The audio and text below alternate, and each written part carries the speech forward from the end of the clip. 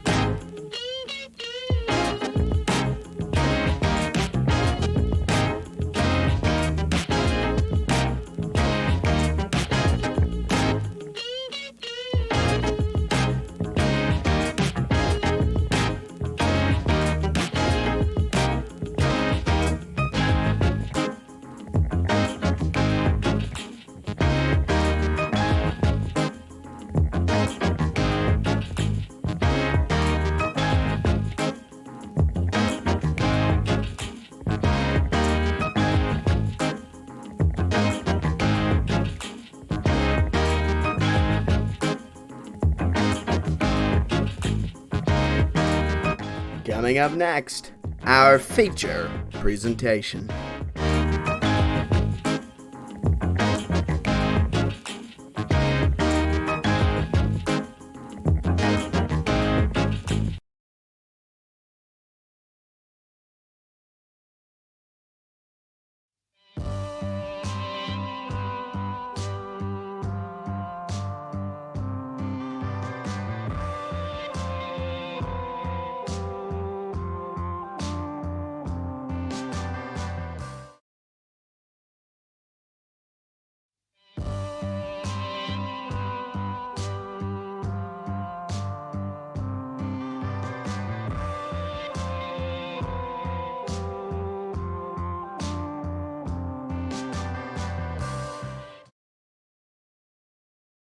I'm Captain Mike Ryder, and I'm talking to you about jokes. Kids, don't be afraid to say no. Anyone that asks you to steal a joke is not your friend. Stealing jokes can and will kill. Remember, don't be afraid to talk to your priest, your rabbi, your minister, your moms, your dads, your teachers. Because stealing jokes can kill. And if you steal a joke, you go to hell before you die. Please. Hi, I'm Pete Video Games for Pete Video Games Pizza Emporium off around 16. And let me tell you, times just keep getting tougher and tougher for us. After the whole anchovy debacle, we had to mail my son Quantino back to southern Italy. And there he's been taking up a very precious study in minerals.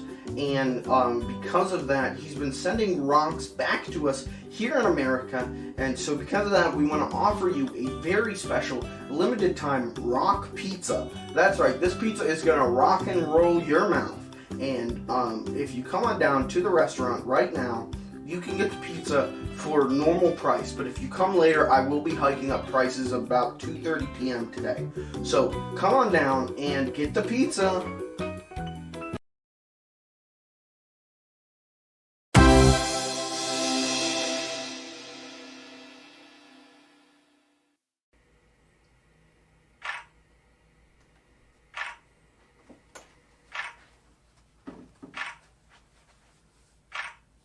What are you doing?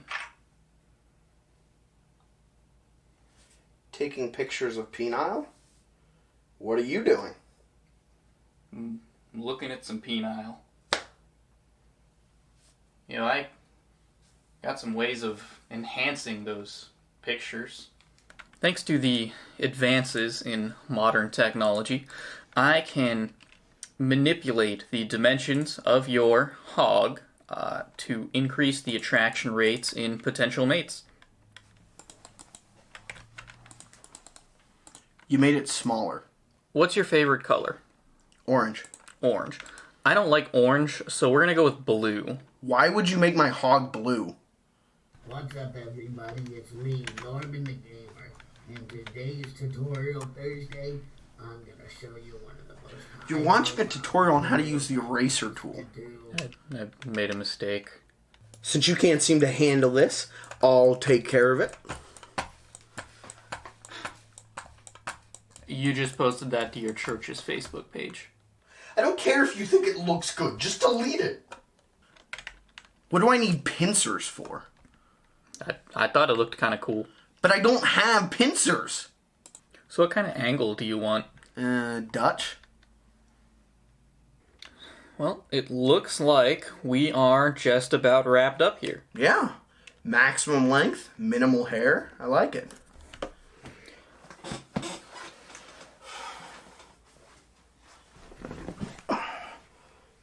So who do you plan on sending that hardy hog to?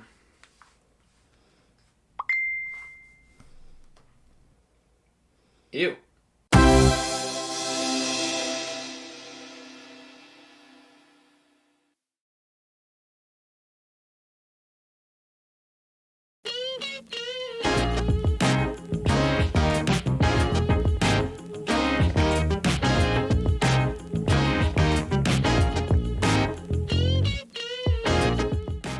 And now, our feature presentation.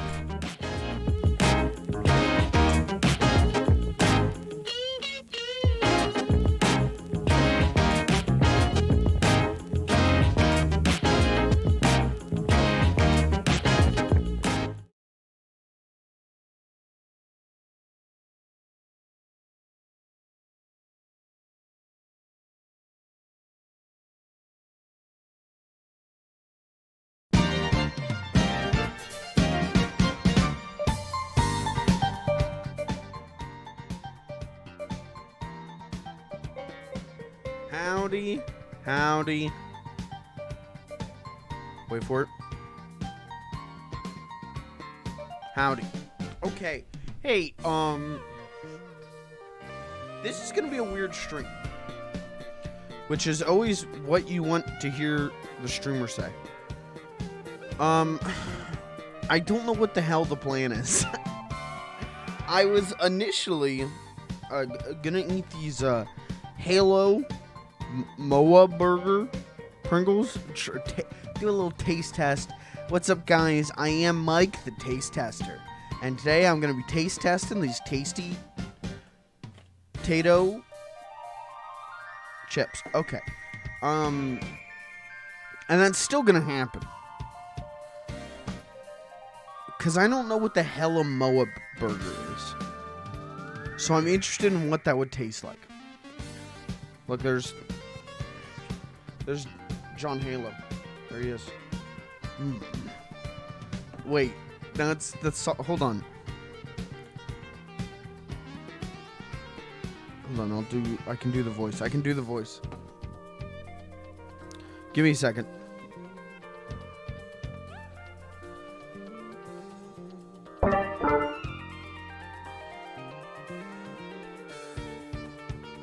It's time to eat these chips.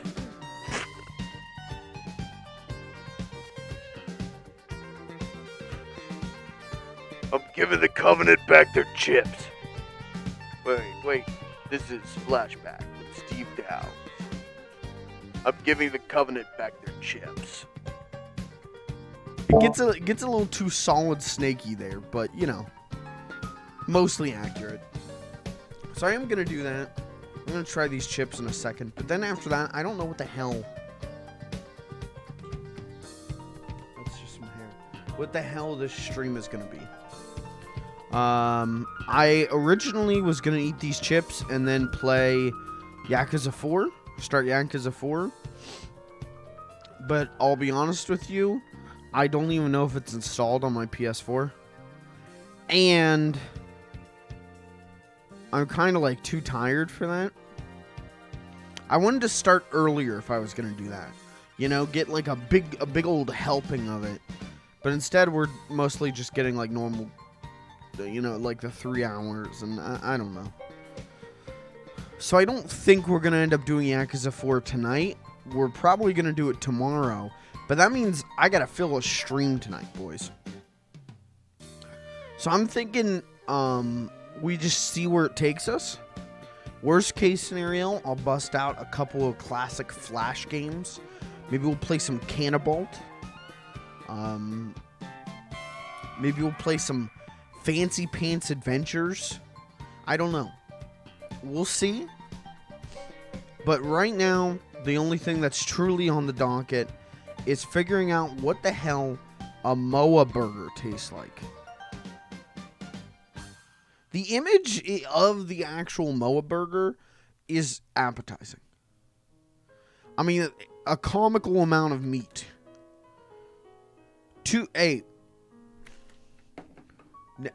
Pro tip from a member of the Big Belly crew: do not get more one patty.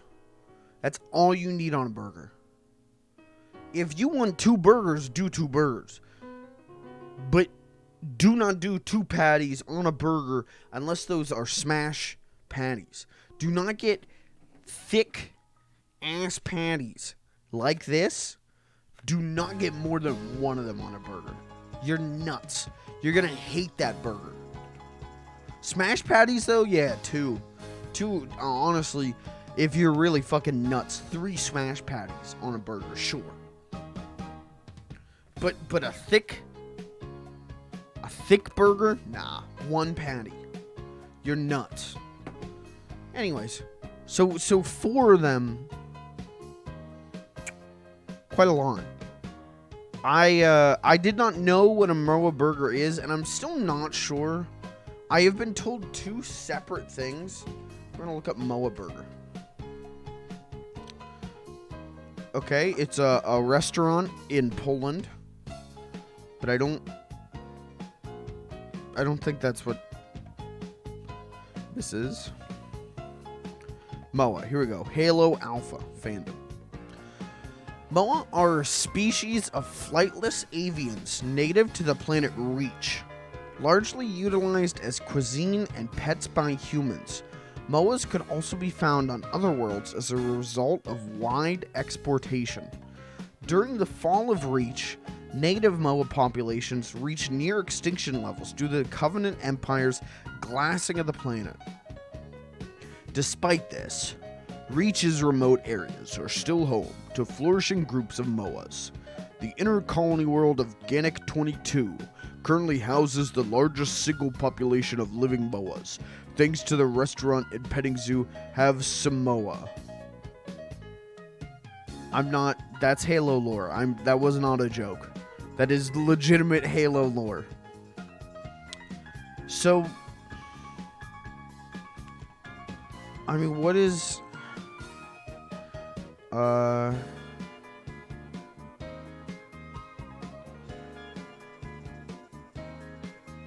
restaurant chain World Cuisine advertised MOA burgers at the price of 7.77 C credits. Okay. So it's like a chicken burger. A turkey burger, if you will, from the planet Reach. So I'm expecting this to taste maybe a little chickeny, maybe a little turkey-y. I can't see what's on the burger though. Hold on. It looks like maybe lettuce, some pickles, definitely cheese.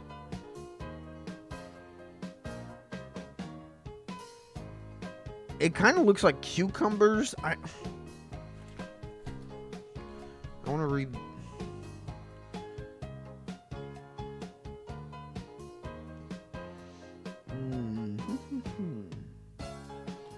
Okay, onion. See, I wish it would, for us normies who did not know the lore that there were fast food restaurants in Halo. We only play matchmaking. I wish there was like, hey, here's what's on the MOA burger. Maybe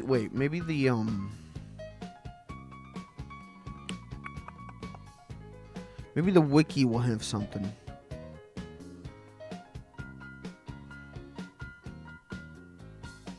I'm sorry. This Have Samoa thing.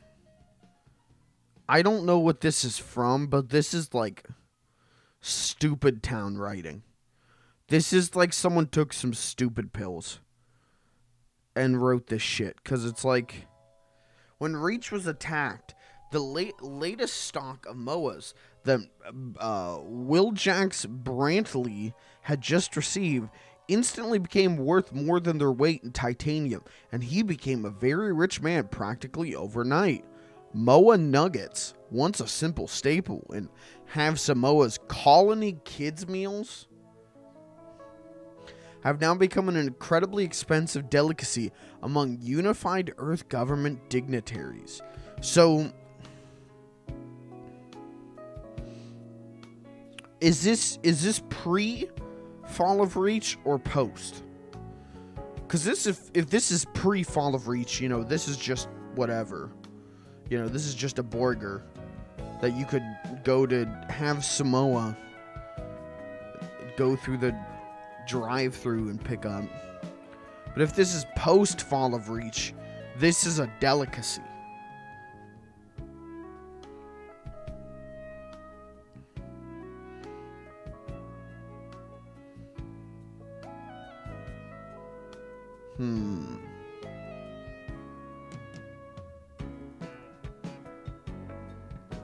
Well, I guess I should actually try these. I'm assuming Pringles has done, and let's be real here, Pringles are the best potato chips next to Middlesworth, but that's a local chain. Pringles have done like cheeseburger chips before, right? Like, I can't open it. Looks like I'm gonna need an energy sword to get this open. Guys, just a little gamer humor.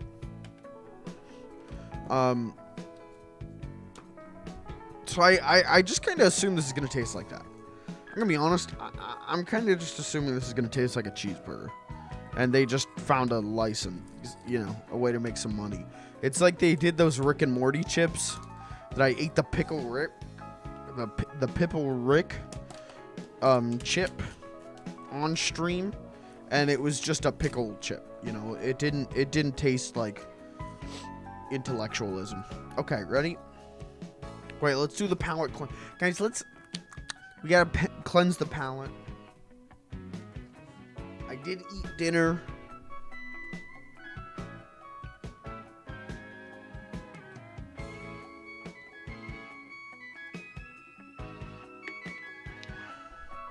I had grilled salmon on a salad.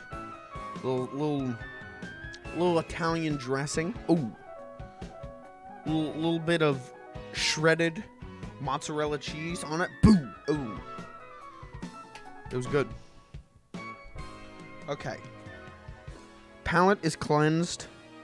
Let's try the Moa Burger chip. This is Chip Taste Challenge number 1 with the Chip Muncher. That's me. Going in.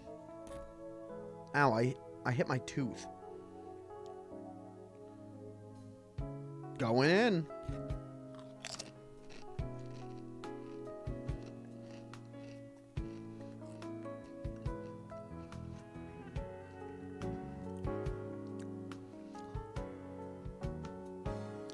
Oh. It's really spicy. It's spicy and like vinegary.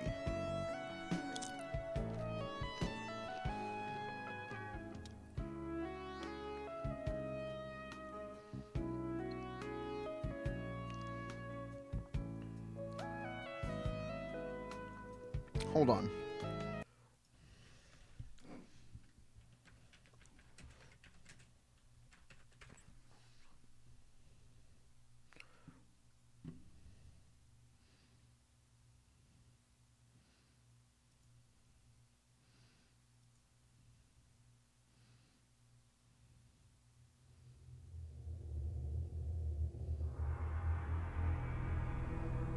No, where's the cool one though? Yeah, this is. Wait.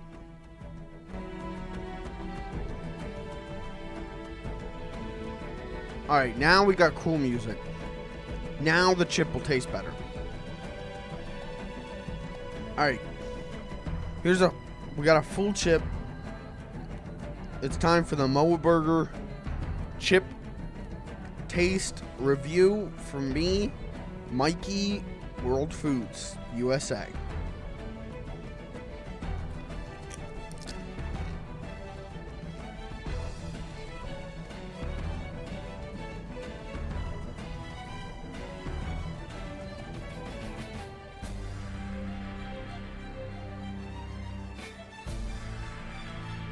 I don't know, dude. I'm like tasting cucumber and like vinegar, and then it's really spicy. Okay, I definitely think cucumber's supposed to be on this. It looks like they put like coleslaw. What the hell? It's like shredded lettuce, onion, cucumbers, cheese, and I don't know what that is at the bottom. I don't know. It's not good. I don't necessarily like it. I don't taste any like meat, you know, and I bet they can get away with that because they're like, well, that's Moa meat. What do you mean you're not supposed to taste beef? It's Moa. Oh, Noah.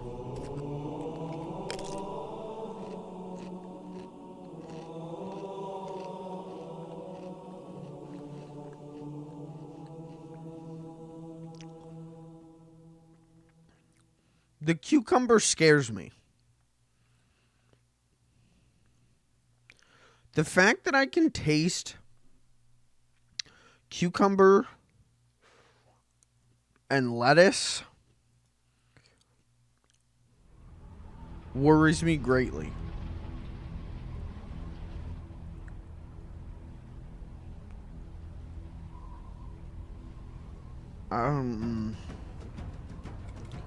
I don't know. I don't particularly like this.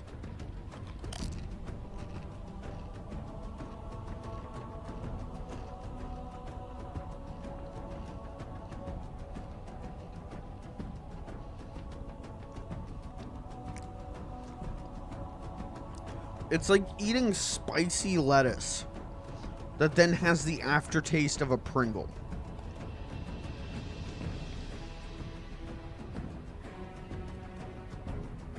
Yeah, I don't... Yeah, we'll do this the proper taster way. Hold on. Tongue out, let the tongue aerate. Alright, chip on tongue.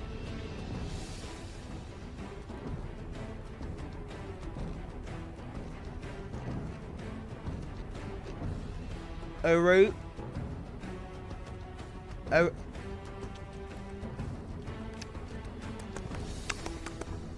Alright.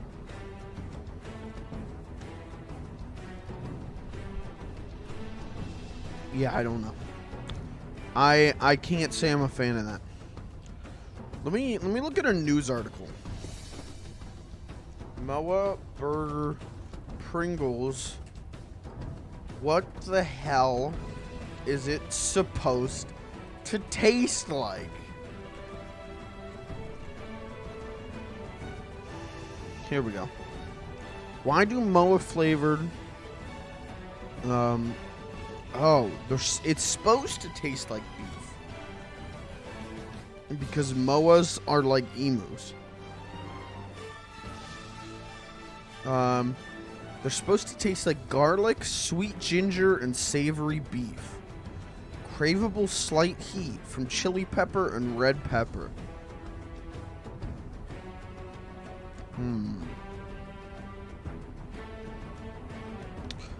I could definitely see the garlic.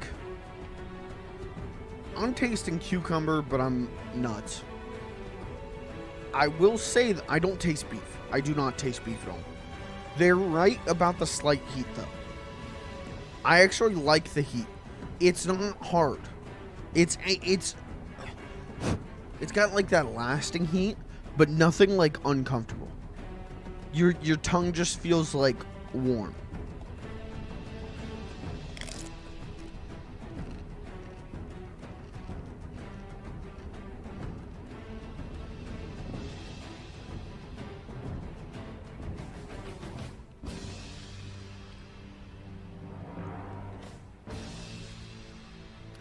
They're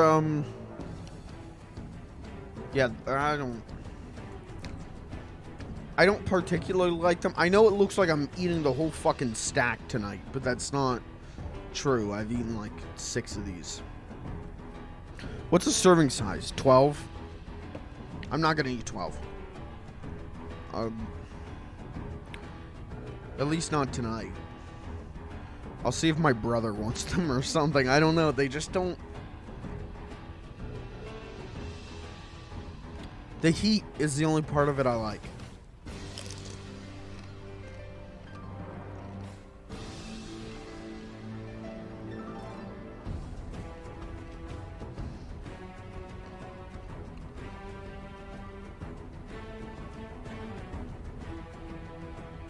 Yeah. And I think I only really like the heat because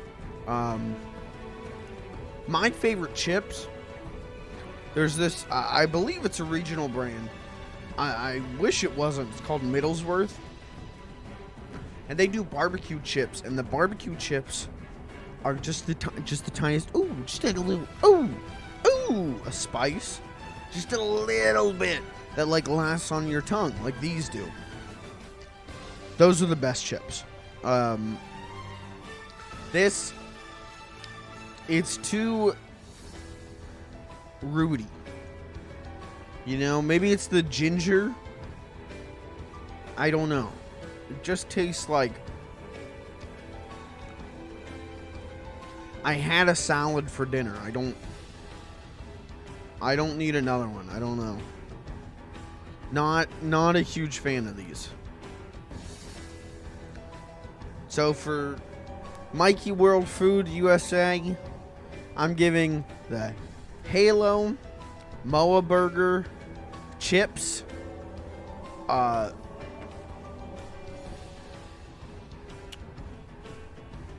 Halo 4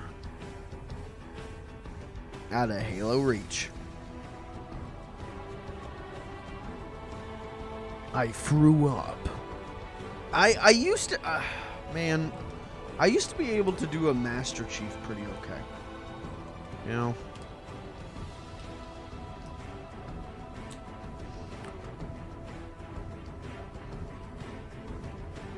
I used to listen to a lot of Flashback with Steve Downs.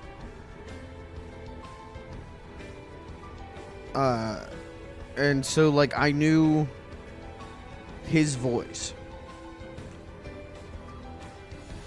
Like, really, like, every weekend, I would listen to the radio, and Flashback with Steve Downs would come on, and it'd just be him being like, 1972,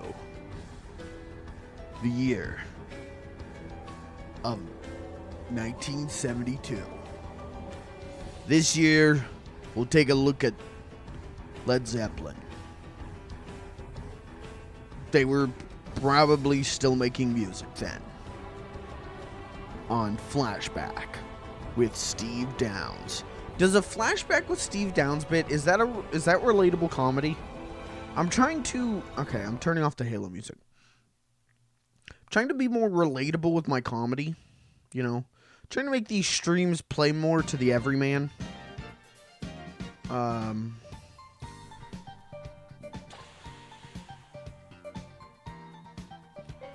So, let me know if Flashback with Steve Downs bits kind of relate to you. Next, I'm going to be doing bits about obscure live streamers you never heard of. Or, hey, you probably heard of them. If you're watching this, you've probably heard of them. Like, I'm gonna do a Games John bits. I already do. When I want to write Games John a check. Not that I've ever made money from a Games John bit, but socially, I use so many Games John bits unintentionally. Like, the big one right now is just doing an impression of his impression of Tom Hanks in Castaway. Of just, Wilson, I'm sorry. It's a shitty impression of his impression of Tom Hanks. So, Games John, let me know where I can send the check, and I'll get that to you, because you've genuinely influenced my sense of humor in a subconsciously sizable way. In a way I didn't even know I was being influenced.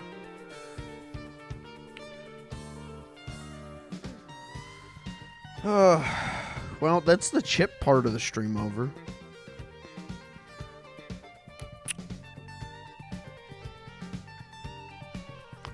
I'm genuinely let down by these chips. I don't know. I thought they would be better. I thought they'd taste like burgers.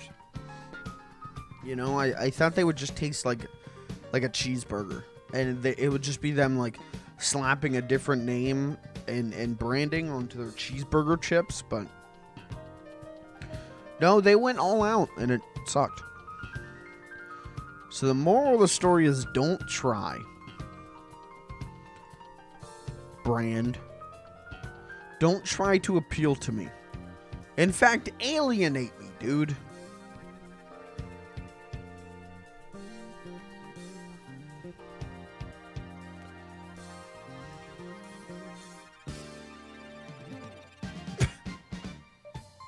I really, man, I'm only 30 minutes in. I'm already out of content for the stream.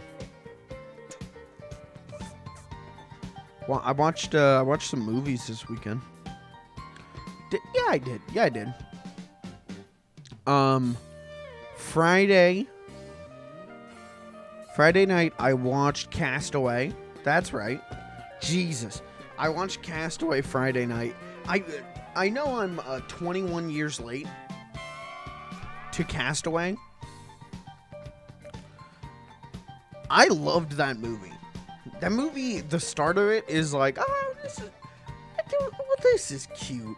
Well, ain't that sweet? Oh, he loves his girlfriend, and he's really obsessed with FedEx. Like, Tom Hanks' character in Castaway is not someone I would want to work with,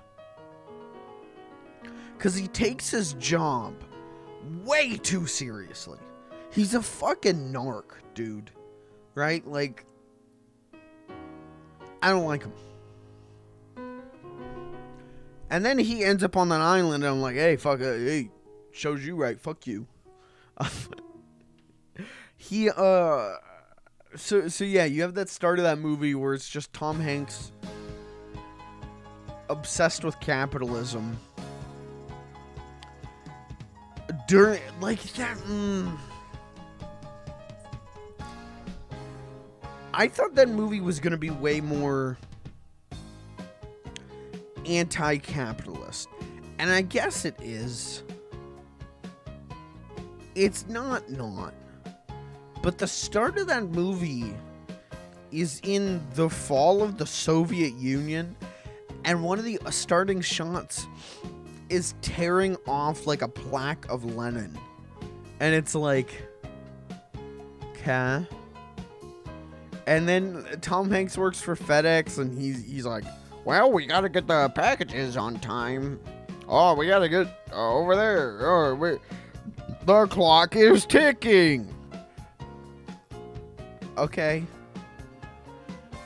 And he's presented in a negative light, right? Like, he abandons his girlfriend on Christmas to go do a job for FedEx. Like,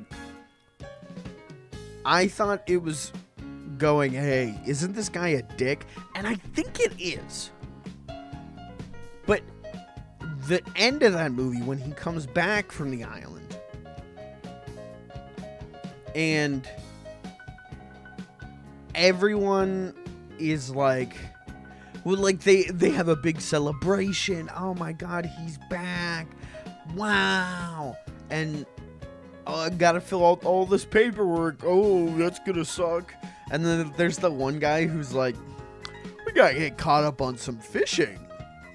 Fuck off. Fuck off, dude. Like, shut up, you capitalist boomers. But then the movie just kind of drops that. And I get why, because it wants you to care about the characters. Like, you should care about Chuck, I think is Tom Hanks' character's name. You should care about him by the end of the movie. And I don't not. But I was kind of hoping he'd come back and be like, this is all stupid shit. This is all garbage. This means nothing, right? Like, I not that I'm necessarily one to fucking talk, but I love the idea of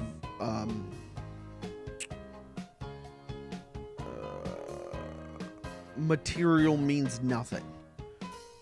Or at least I love it in the context of that movie where he is so materially obsessed and then he just gets stuck on the island for 5 years. Material means nothing to him. And then he comes back and I wanted him to be like, material bad.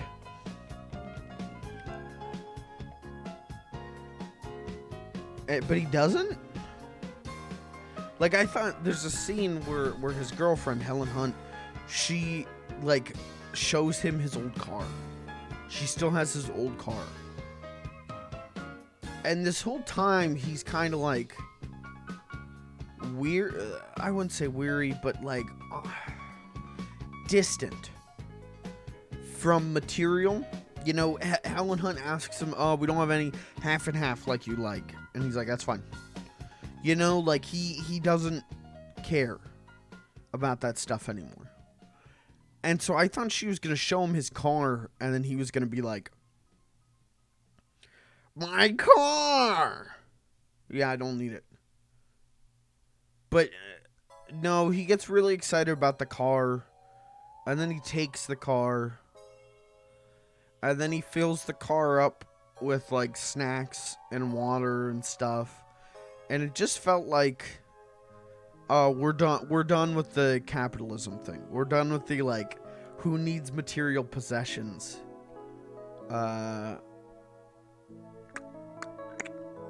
So, that's my one complaint. And it's just because my expectations, my cliched expectations were not fulfilled. The rest of the movie fucking ruled. When he's on the island, the whole time you just want him to be okay. Not because we like Chuck, right? Not because the opening of that movie makes a strong case for him as a character.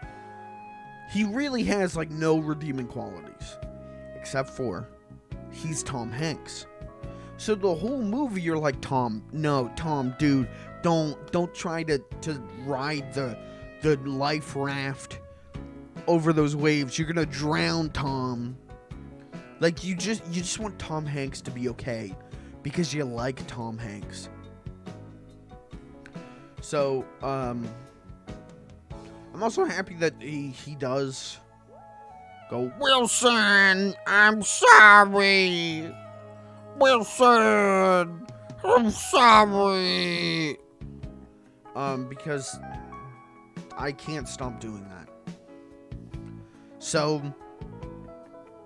I really enjoyed it. I enjoyed the, like, I don't know. I enjoyed that we never see him planning to kill himself. You know? Like, there's the 5-year time skip. One, just that. Like, I'm glad that happened, and I'm glad that there's like a storyline, like a plot beat that happened in there, an important plot beat that happened in the time skip that makes that time feel significant. I'm glad that's there. But I'm glad we didn't have to see that was there. Because I think him first acknowledging it, and you're like, wait, what happened here? Why is there a dummy hanging from a rope? Huh? And then later, which, I mean, if you didn't figure it out after that, I don't know what to tell you. But later, whenever he's talking to his friend and tells him about it, it works. It's a really powerful scene. It works. And I think if we had seen Tom Hanks, like, going through that, I don't think it would have worked as well. But I also, yeah, there's just good little writing things in that movie, right? Like, him, first thing he does, like, when he's talking to his friend, he gets on that plane, he's talking to his friend. Like, the first thing he does was apologize for not being there when his friend's wife died. Which contrasted with the beginning of the movie where he's really awkward about it. About his friend's wife dying. Is like, well, I could get you a number. I might know a guy. I could try and get you his number and you could get in contact with him. Like, that's the only support he can offer. But when he comes back from the island, he's such a different person. And so he immediately is like, I'm sorry I wasn't there. I'm sorry I wasn't there for Mary. It's good. It's, you know, it's not five head, you know. It's not so subtle you could miss it. But that's okay because that movie isn't. That movie is Hollywood. That movie is, I wouldn't say fun, but it's big. In a good way. Like, the beginning and end are certainly like Hollywood schlock, but I like that. And then the middle part is almost artsy. In that, for the majority of it, there's no dialogue. There's no talking at all. It's just Tom Hanks acting. Which, yeah, if that movie didn't have Tom Hanks, I don't know if I would like that movie. Because, like I said, Chuck has no redeeming qualities in the beginning. He's not a dick. He's not a cartoon character. You know, he's not, like, fucking spitting on babies and kicking kids' volleyballs. But he's just not necessarily a likable person. We don't get to see that side of him.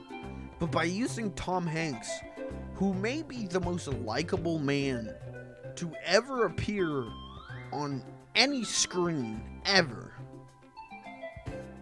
we inherently like Chuck.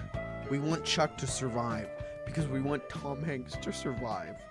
And so I don't think that movie would work without Tom Hanks. Or Wilson. Wilson's great. Wilson's a good... I like that Wilson's a dick.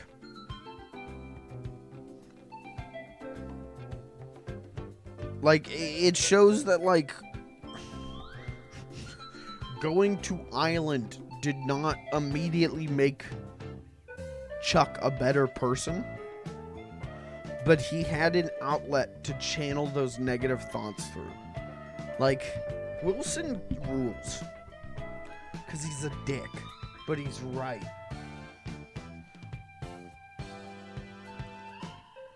I also like whenever, what's her name?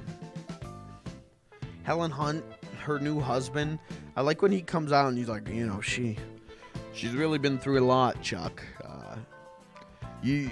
I couldn't begin to imagine what you've been through, but she's been through a lot. And it's like, what are you fucking doing?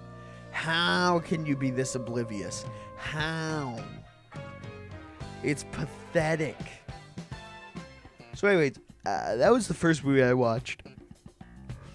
And then, people were kind of like shoveling off for the night. They were hitting hay. I mean, it was like 1 a.m. It was like midnight. And we're trying to figure out, like, are we going to watch another movie? I mean, what are we going to do? I was like, I should go to bed. I got to be up at 8 a.m. And it's like midnight now. I don't know. So we're talking, and I'm like, it's got to be something entertaining.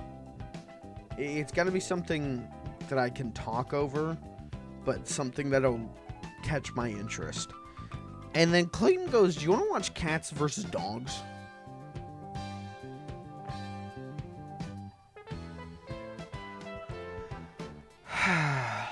Yeah. Yeah, I do. So, first we had to figure out that the movie is not called Cats vs. Dogs, as I thought it was my entire life. It's Cats and Dogs. That's the movie, Cats and Dogs.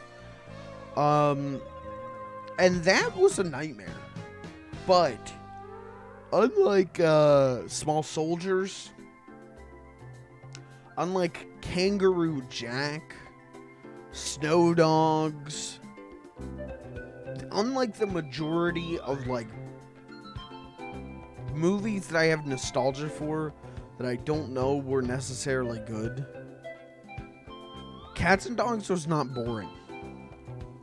Cats and Dogs, every minute was throwing something at you that was either grotesque, laughable, or just visually so obscene that you wanted to continue watching.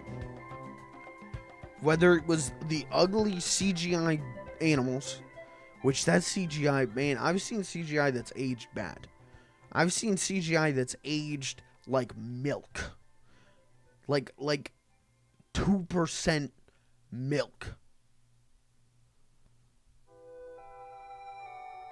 And even then, that stuff feels better to watch than Cats and Dogs. Because Cats and Dogs is trying so hard to be realistic and cartoony, and they place their garbage CGI right next to real dogs.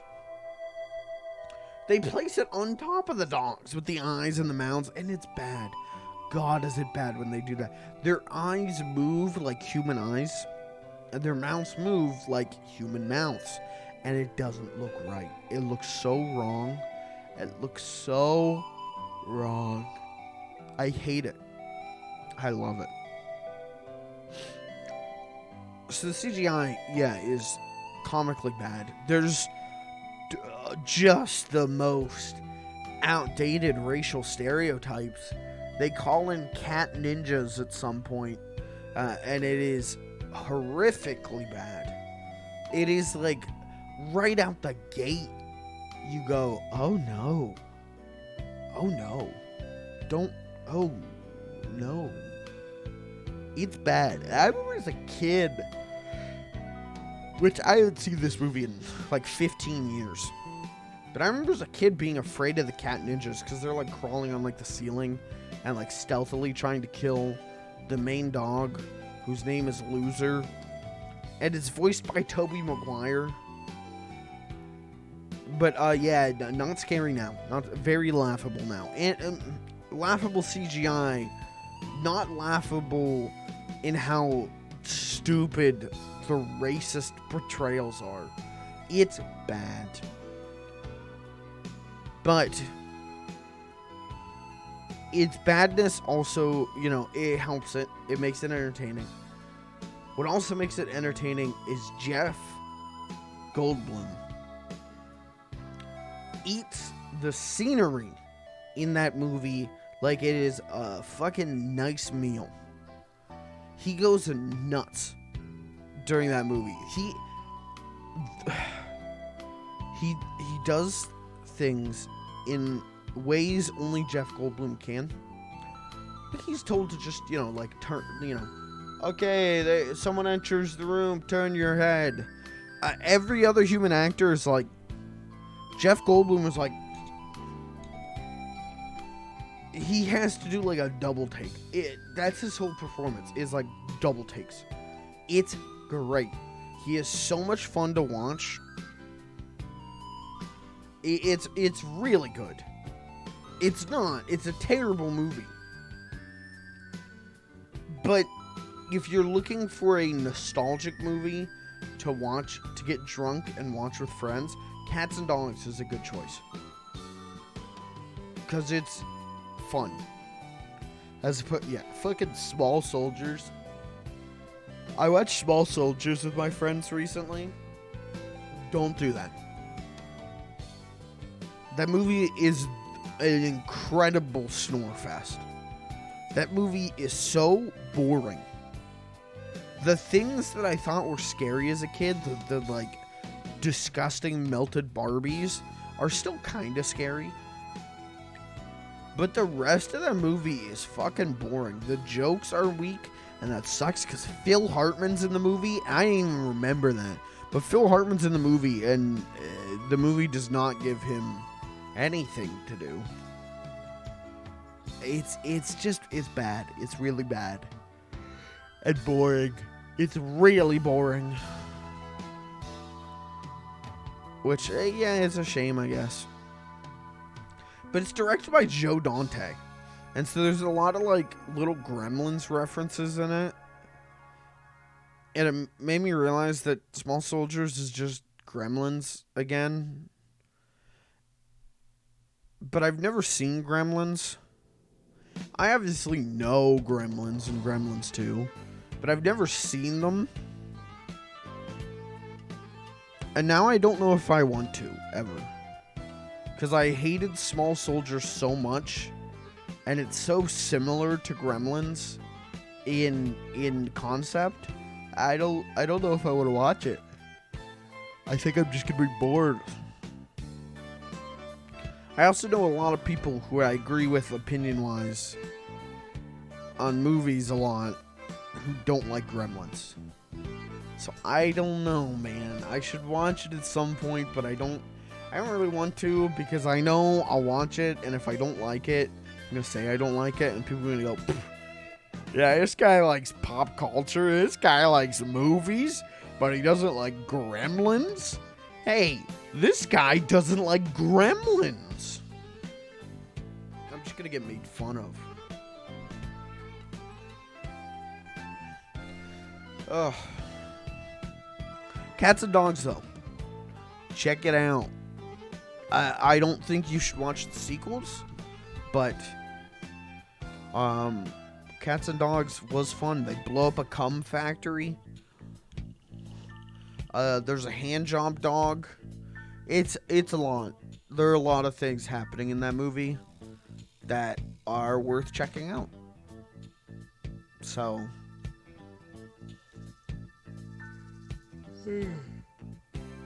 hell.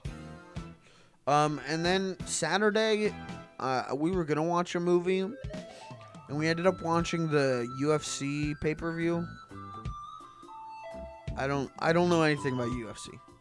I really know very, very, very, very little about UFC. I know that they fight, and sometimes someone wins, and sometimes someone loses. I know Dana White sucks, and I know Joe Rogan is there. That's all I know. But we watched this pay-per-view, and it was fun. It was an okay time. There are a lot of people fighting.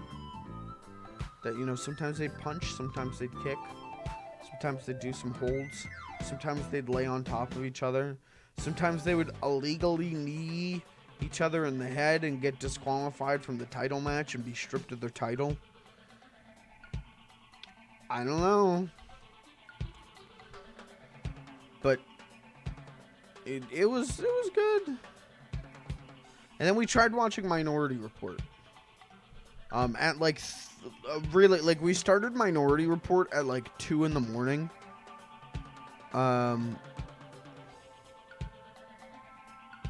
and I thought it was fine. I thought it had good ideas. We didn't finish it. We watched like half of it, and then I was too tired, and I didn't like super love it. I was just kind of like, okay, what's the writing here? Like the plot, like the character writing and stuff was kind of shit. Oh my god.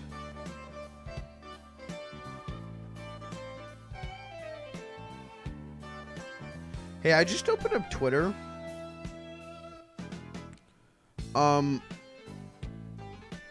The Snyder Cut of Justice League has leaked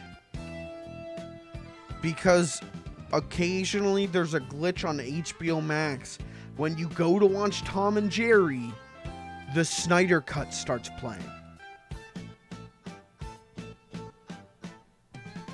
What the fuck? Clayton, how are you doing? I got some one-a-day gummies, but I want to keep eating them. No, you can only eat one a day, dude. If you eat too many, you're going to get too powerful. Don't do it. You'll get addicted.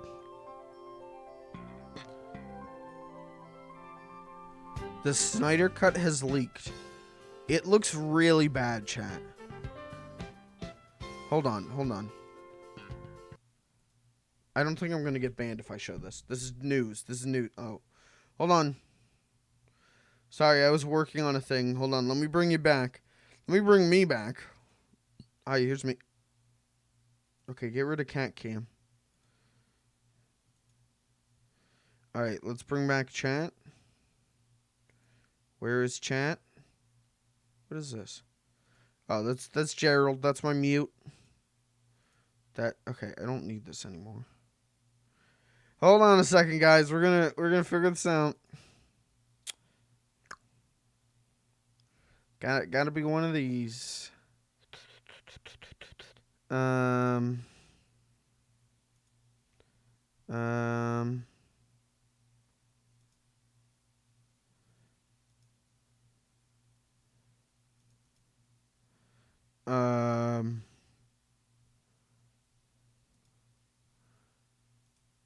I don't know which one. I don't know which one's the VCR. No. Hold on. Let's just turn everything on. It's gotta be one of these. Well, now, okay. Turn this one off. Where's the VCR? Got it. Shit, now I gotta turn these off. Hold on. Shit.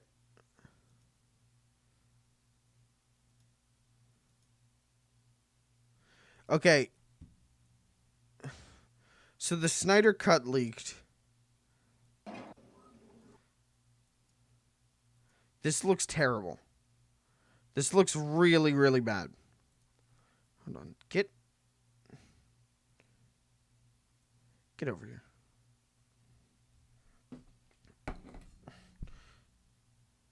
Let's watch a clip from the leaked Snyder Cut. You found us. Oh my god. Oh, it...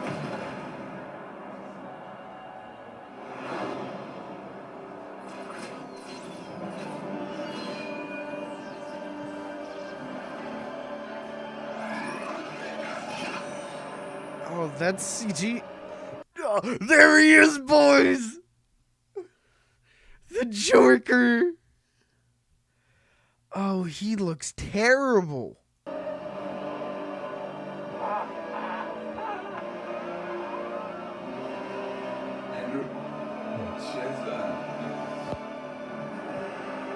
This looks really bad.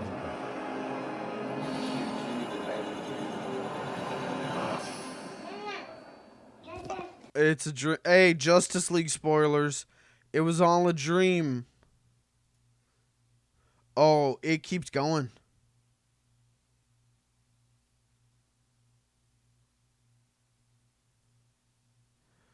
I'm trying to figure out what's terrible about it. Probably how long the camera stays on each character. How it switches very unnaturally. Feels like a Bollywood sitcom.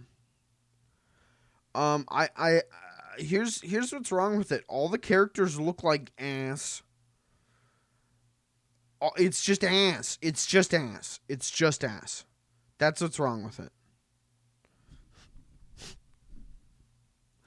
Man, that's... Hello?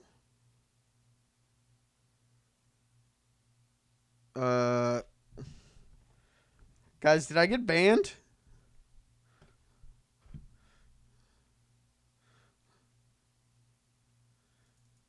Okay, my Stream Deck isn't working again. What the heck? I love the Stream Deck. It makes my life easier until it doesn't work.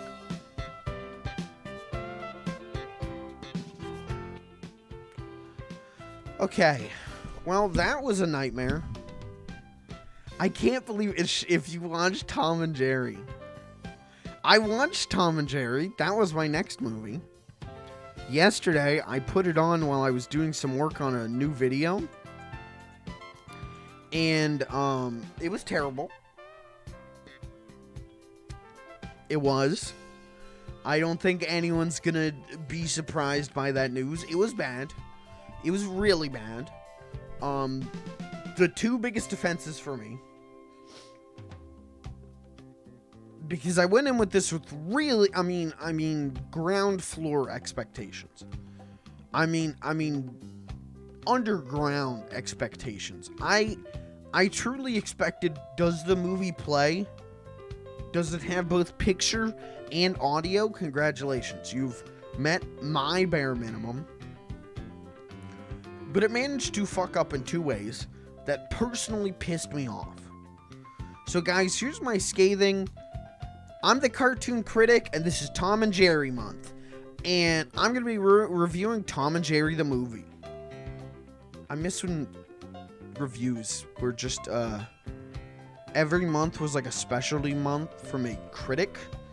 And then they would do like an 8-minute like intro storyline. And it was a fucking nightmare. And you never knew where the story started. Like, they'd be like 800 videos in, and it's like, I don't know what's happening in the storyline. Anyway, Tom and Jerry. Here's the two reasons this movie pissed me the F off. One, Chloe Grace Moretez's character, she gets asked, like, where are you from?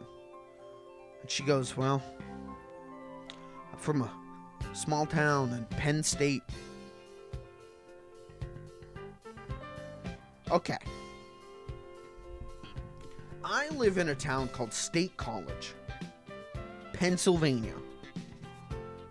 And in State College, Pennsylvania, our claim to fame, our big thing, is the university, which is Penn State University. So, either the Tom and Jerry movie meant to have her say she's from State College, Pennsylvania, or they thought people from Pennsylvania refer to Pennsylvania as Penn State, which is not true. We call it Pennsyltucky. But everyone I know, everyone who's a fucking homegrown, born and raised in PA, whether they be a Pennsyltuckian or a well-adjusted human being, does not say Penn State. We'll say PA, but not Penn State. And if they meant to have her say that she's from State College, Pennsylvania, well, then they really fucked that one up, didn't they? Now, to be completely fair, the fact that my hometown is named State College because we have a state college in our town is pretty fucking dumb. Let's be real. We're located in a region called Happy Valley, which just adds to the, is this a real place, or are we like hanging out on a fucking Mickey Mouse cartoon right now. What is this? So, okay. But we are not Penn State. And the only reason that I think that they meant to say State College and they had her say Penn State instead is because Paul McCartney. The only time I've ever gone to a concert that cost more than $20 to get into is when my parents surprised me with tickets to Paul McCartney. They scrounged money to buy me a ticket to see Paul McCartney when I was in high school. And at the Paul McCartney concert, Paul McCartney goes, well, you know, this is a really lovely place, you know. Oh, I really like it here. I really love being here at Penn State. And the crowd went, oh my God, he said us. He said us. When he didn't. We were in State College. University Park even would have been fine. You know, that's that area. But he said Penn State. So I think that's just how people outside of Pennsylvania refer to State College, which I don't know why they're referring to it in the first place, but I don't know. So, okay, so that was part one that pissed me off. The other thing is,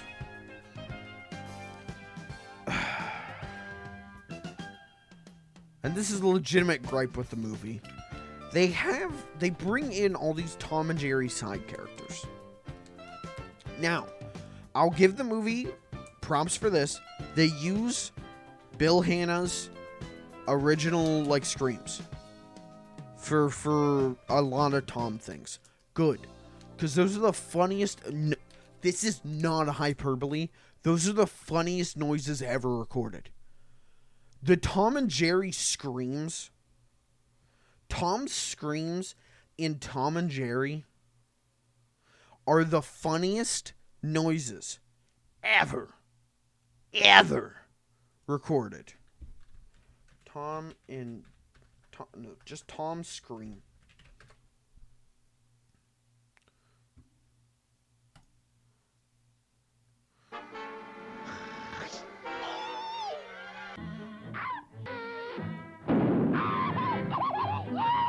These are the funniest noises. That's comedy gold.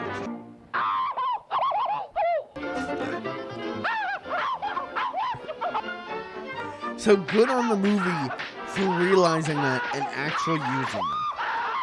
I cannot think of any Tom and Jerry production after Hanna-Barbera stopped doing them that actually used those screams. And that sucks because they're the funniest noises ever recorded. So they got that right. But they bring in all of these classic Tom and Jerry side characters. You know, they got Spike, they got Butch, and they don't even have the people, like, voicing them try to sound like they do in the cartoons. Like, Spike is not like, that's my boy. Oh, hey there, little Jerry Mouse. How are you doing? Why don't they have someone doing that? And I guess Butch is played by some rapper I've never heard of or something. Some, like, Z-list rapper. And then they also have him playing the rest of the Alley Cats, and he does, like, he's terrible. He cannot act. But Butch is, like, a chunk of this movie, and it's horrible to listen to. He doesn't even try to sound like Butch, you know? It's just... If you're gonna try and do something right, do it completely right. Don't half-ass it. Give me a whole ass or don't give me any ass at all. It just pisses me off. And the movie sucked. The movie was terrible. I did not know Colin Jost was in the movie. Jost?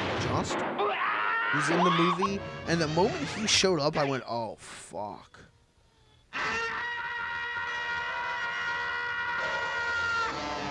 Yeah, pretty much like that. I immediately, like, I immediately knew no matter what, this movie was going to be terrible. Not that the rest of the cast was really like, hey, these are A-listers. The cast is like a scary amount of people that you'd see in B-tier movies in like 2013, and now they're doing this. And it was like, oh god, okay, well we'll just, I mean, maybe it'll be funny though. You know, maybe the Tom and Jerry stuff will be funny. Because Tom and Jerry can't carry a feature-length movie, right? Like, that's not a thing that can happen. They do all these direct-to-DVD Tom and Jerry movies, and none of them are even fucking watchable. Because Tom and Jerry can't carry that. Tom and Jerry... the Hanna-Barbera Tom and Jerry shorts are the funniest fucking cartoons of all time. I really, absolutely believe that. The way they're animated, there's so much anticipation in the animation. It's the funniest shit. Hilarious shit. But they can't carry 90 minutes. I don't care if you resurrect Bill Hanna and Joseph Barbera from their graves and have them direct this movie. It's not going to be watchable. It's not going to be even good. You know, it's not even going to be okay.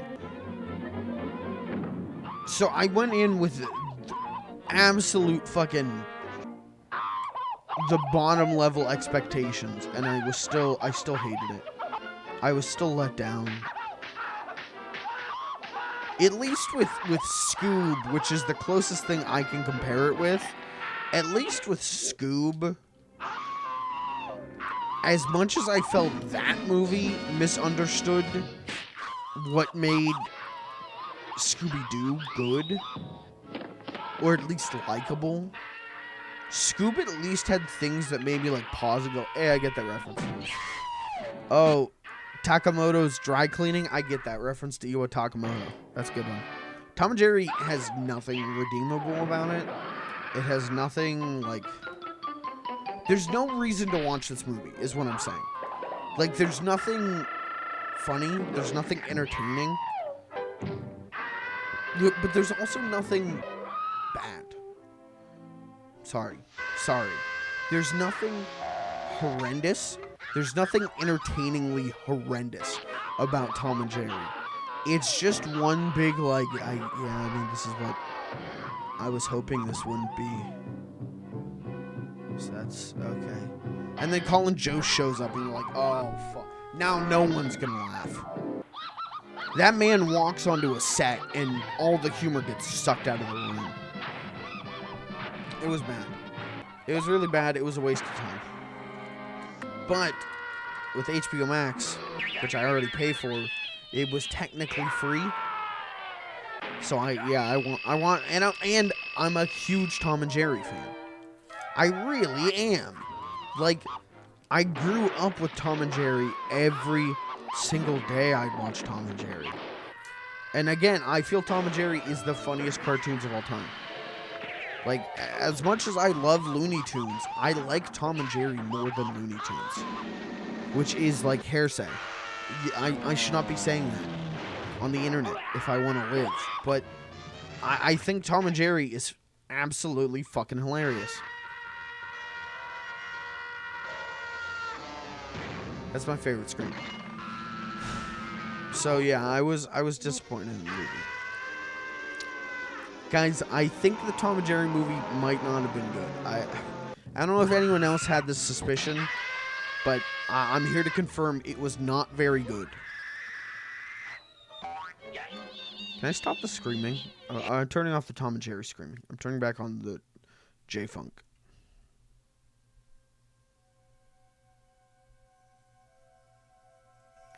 Anyways, that's all the movies I watched this weekend.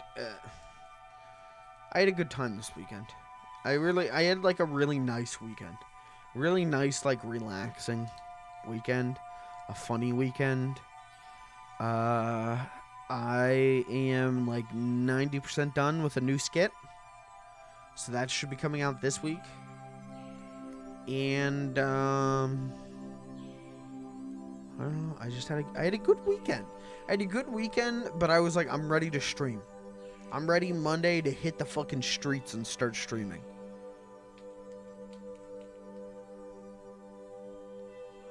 So I'm here. That's what I'm doing.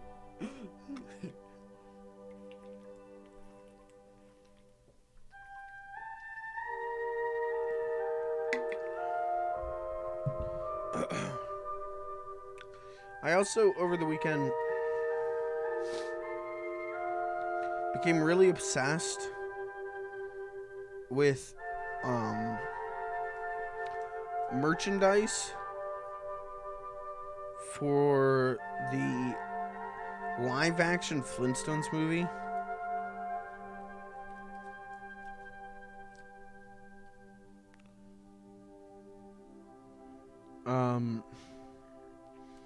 I should probably explain.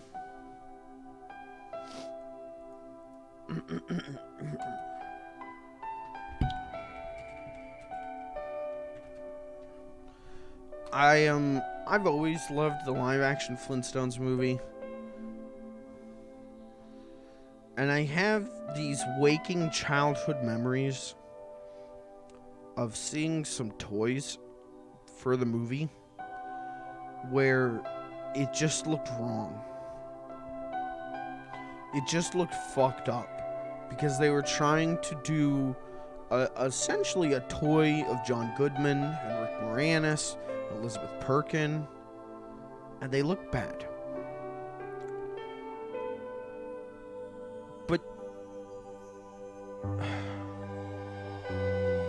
I am obsessed with how these look now.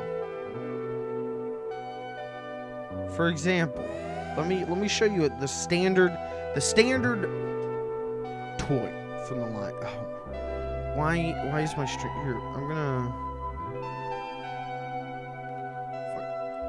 Here's a standard toy from the line. Big Bite Fred. Look at this packaging. This is my profile picture on Discord now. Look at this toy. What is wrong with it? Why does it look this way?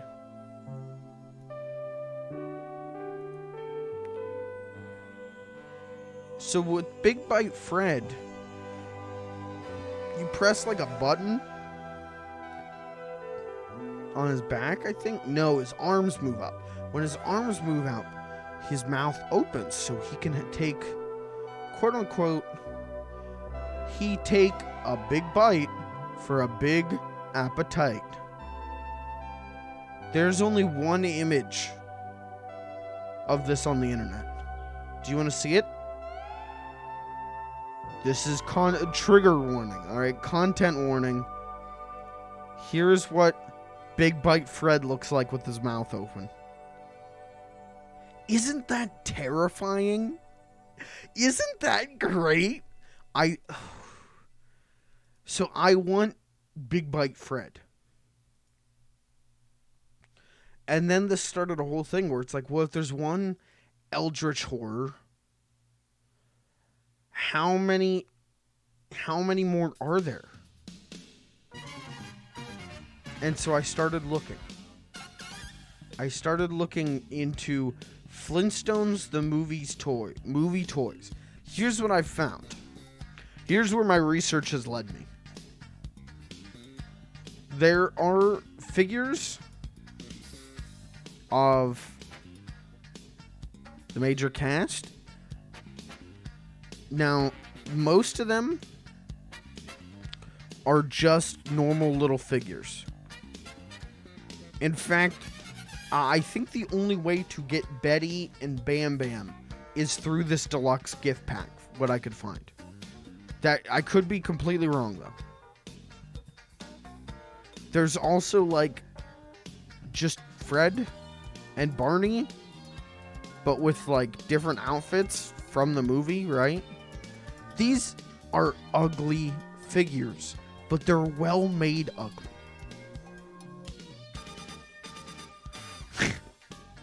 They're detailed, but they're too detailed. The idea was poorly conceived from the start. Okay. There's also bendable figures that are more like anatomically correct, but they look horrifying.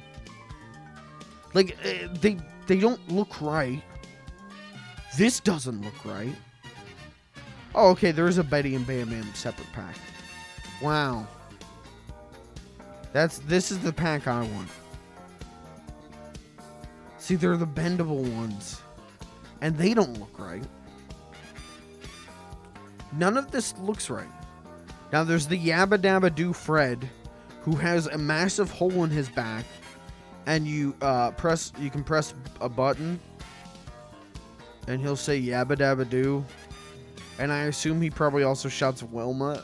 What is this, Fred? I don't even know. I guess this is a bendable Fred? Why is he like that? But this is the stuff I was really getting into. The plush. Look at Talking Fred. He looks wrong. He looks... No. It's too, like, accurate of a mold of John Goodman's head, except for the hair. The hair is comically terrible. And then they put him on this little baby body. This little tiny baby body. Look at him. He looks wrong. He looks like he doesn't belong to any world. And the head is so realistic.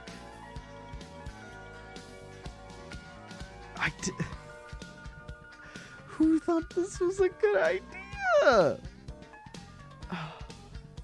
Like, this is one thing, right? Like, the actual, like, oh god, there is a bendable Fred with cloth. Oh, that looks terrible. But with these, with the full plastic,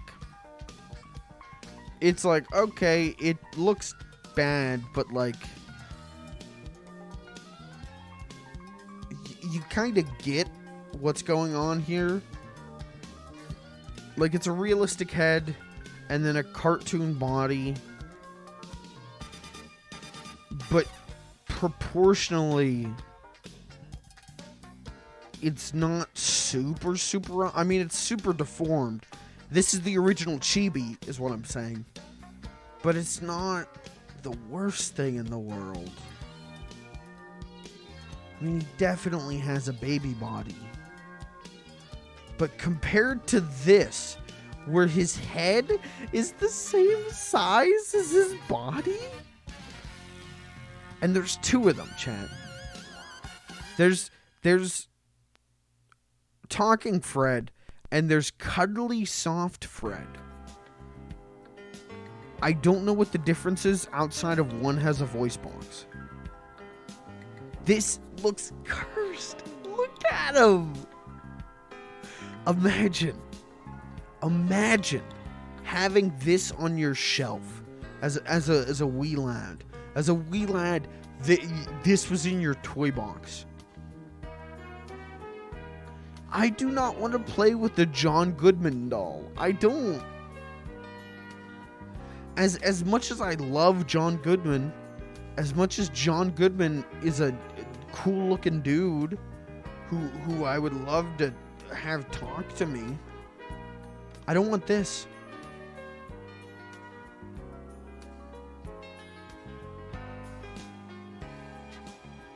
It's bad, dude. And the Fred stuff is bad. The Fred stuff is the worst, I will say. What little Barney stuff there is Like Barney did not get it. There's no talking Barney. There's no soft, cuddly Barney. As much as I would love that. There is, someone else did a Fred and Barney, and they're like full vinyl. Let me see if I can get it to show up. Yeah. They're full plastic. These are okay. They're better, you know? Not by much, but they're better. Also, what color are John Goodman's eyes?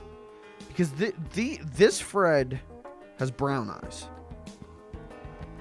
This Fred has like blue eyes. See, that's just John Goodman. That's just John Goodman being Fred Flintstone, you know? That looks great. I want to buy this one. This looks bad. I don't want to buy this one. This is an insult to John Goodman. I hate Viva Rock Vegas. What a terrible movie. What a genuinely terrible movie.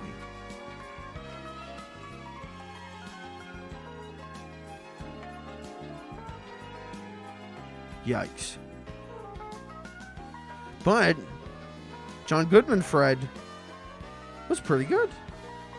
I like the 1993 Flintstones movie quite a lot, actually. I don't think it's well written. I would go so far as maybe to say it's not a good movie, but it's fun.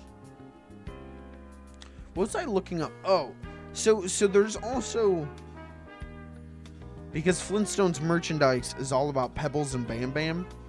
It really is. They think that ever since the original like show, where Pebbles dolls like sold out, and then they introduced Bam Bam so they could also sell boy dolls. That's true. That's why Bam Bam happened. There's always like Pebbles and Bam Bam merchandise. So there's like some like ugly dolls. Whatever. But the soft cuddly ones. Let me show you this shit. Alright, we got soft cuddly Fred. Who, this is a nightmare creature. This is an eldritch being. Soft cuddly Pebbles is not the worst thing. Right? Soft cuddly Pebbles is like, okay, that looks like a toy, whatever. Okay. Soft cuddly Dino.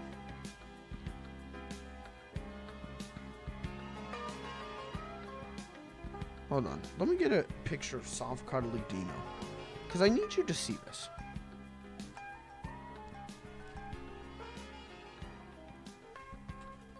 Okay, well, these are just some nice looking dinosaurs.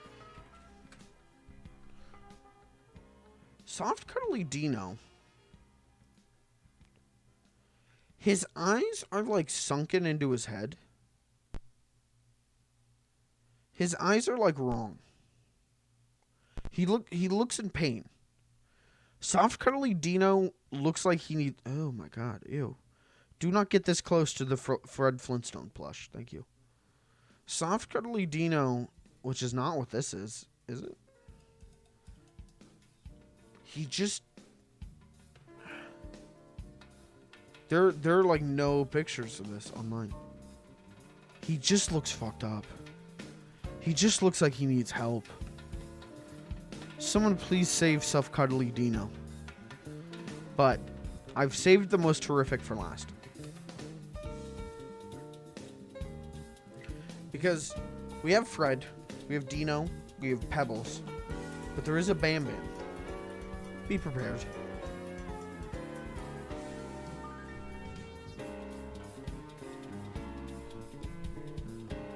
This is soft, cuddly Bam Bam. Why is he built like this? Why does he have a neck? Who gave him a neck? Oh. He scares me.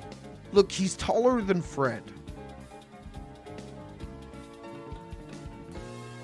Soft cuddly Bam Bam.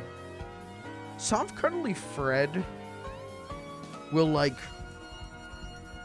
at 3 in the morning be like, "Hey, you want a bowl of post-cocoa beveled cereal?"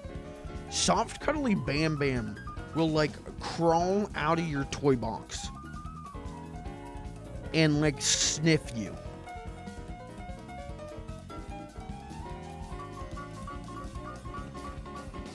He's a monstrosity. Oh, what the hell? A Jetson meets a Flintstone. Oh, these aren't... I thought this was one plush, and I was like, why is... Okay, these are ugly. Look at a little zoinked out Bam Bam and penis nose George Jetson. It's fucked up, Chad. Flintstones merchandise is wild because they've been they had made it non-stop since the 60s. And it like didn't get okay until like the late 90s. Like if you go back, hold on. Flintstones 1960s toys. This was honestly, looking at this stuff as a kid, I have this big book called the Hanna-Barbera Treasury. It's written by Jerry Beck, who's a wonderful animation historian, and it has a lot of like pictures of old Hanna-Barbera merchandise from the 60s. It made me believe that government regulation is the way to go for everything. Because the way some of the shit looks... This is the Flintstones. There's Fred, there's Blarney. Like, what? Now, as far as I understand, and I don't understand it, but they would, like model sheets were not sent to companies. Companies would make their thing, get like, okay, we got the Flintstones brand, we're allowed to make Flintstones toys, and then just go. There was no like licensor approval. There was no like quality assurance. So if they didn't have a color TV, colors would just be whatever. Or they would just do whatever they wanted. You know, whatever paint they had. Like Barney would have green hair. There's the Huckleberry Hound. You'd get like red Huckleberry Hounds. That was a very common thing. But it's just like, this one's, okay. But there's some bad ones, dude. I mean, there are the famous Pebbles and Bam Bam dolls. Right? That, like... This doll... High seller. Pebbles dolls... Massive. And I think they're ugly as all sin, dude. Why does he have such a sad face? But these were huge. These were huge.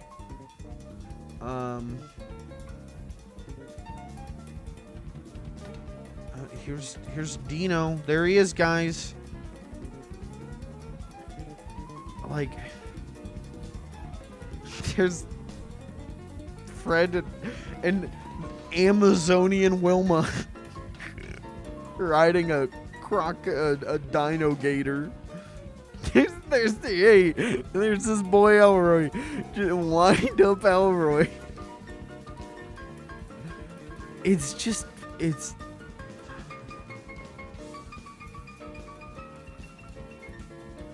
this is stuff for the movie. I mean, yeah, the movie had a massive McDonald's tie-in. Like, there were Happy Meal toys, but there was also mugs, like see-through mugs. I don't know. But okay, so like old Flintstones merchandise though. Well, yeah, this is the earliest like Pebbles stuff, but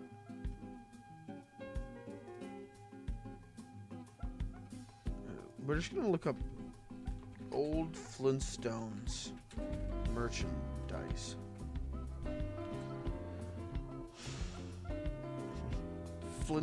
Flintstones fortune teller. Look at that Fred. Fred Foxstone. Well, this sucks. I hate this stuff, but that's not what I'm looking for.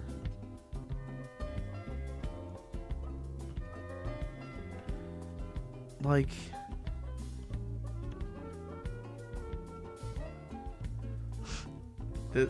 this is the man I want to be. I want to be him. I want all of this.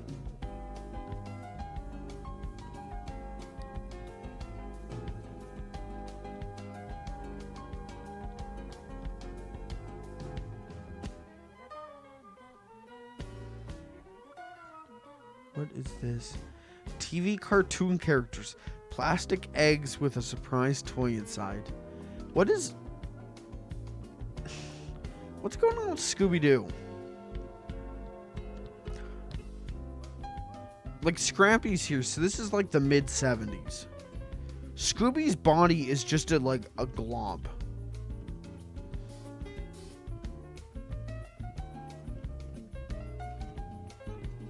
Now, Plush is like the main one, where like, only until recently,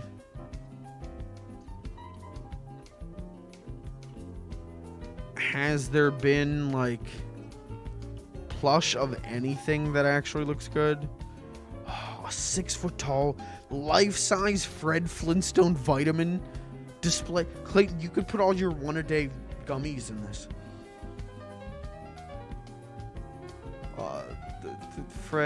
Fred. Oh boy. Fred's addiction. It's getting worse. I'm gonna look up old Flintstones plush.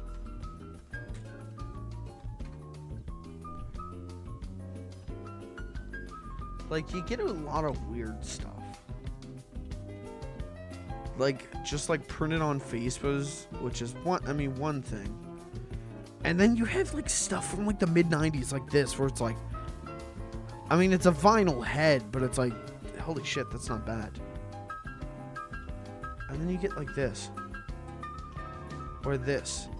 Which is from the around the same time zone. Or time. I mean, this is 1993. I believe this, yeah, 1993. And then you get Talking Fred. I say 4 fun phrases, Bon. I mean, that's pretty bad. Look at this Fred. He's even got little shoes.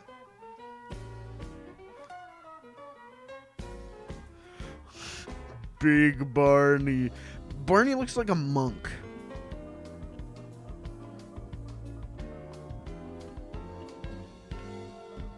I'm Fred.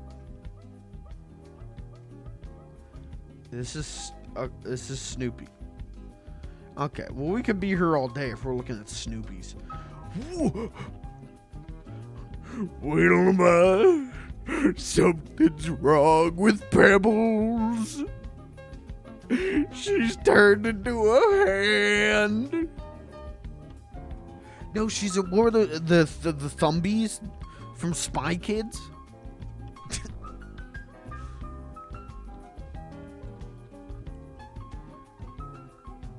Dude, Looney Tunes plush is also really... I mean, look at this Wile E. Coyote. There's a lot of fucked up Looney Tunes plushes. There's Bugs Bunny. There's a lot of fucked up Looney Tunes plushes, and then there's a lot of just generic plushes that are called Looney Tunes stuff. What is this supposed to be? This is the second time we've seen this. And I guess it's supposed to be the saber-toothed cat. Oh, these ones. Hold on. Can we get a good picture of this? Please. View details. Yeah. These are what I'm talking about whenever I'm like, this was a lawless time in merchandise. These are Hanna-Barbera characters. Can you name one of these? And these are not like obscure ones.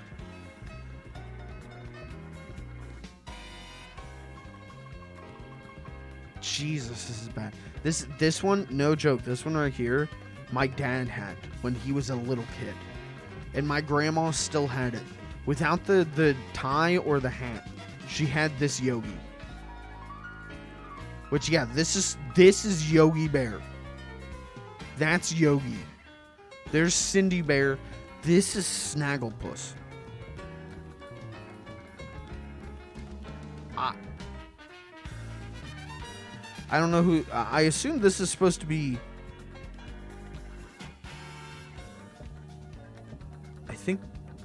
I think this is supposed to be maybe Blabber. And this is supposed to be Snooper.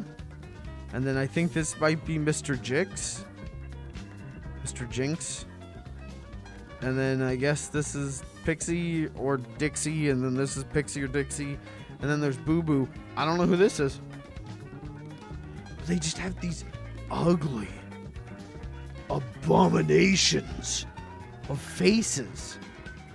They are horrific creatures. Hold on, it looks like there's more here.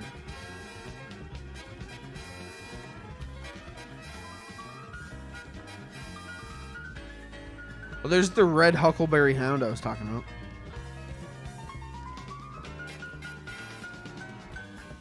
See. No. View.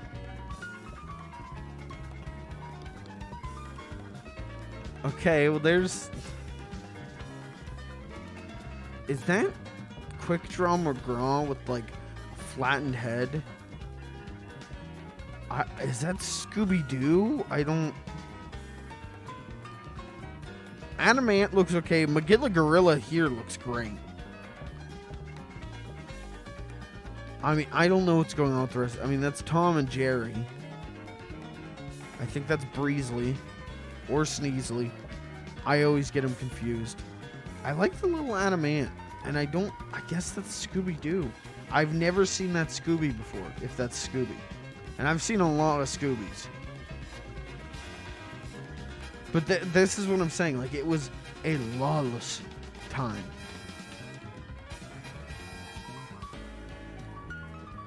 They could do whatever they wanted with these plushes, and there was no, like, quality assurance. There was no, like... Oh, these have tags. There was no, like, licensor standards, so they could just do whatever they wanted. Hold on. So this is supposed to be Quick Draw McGraw.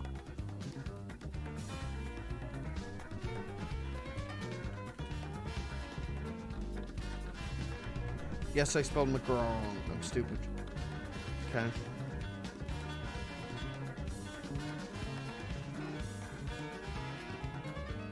This is Quick Draw McGraw.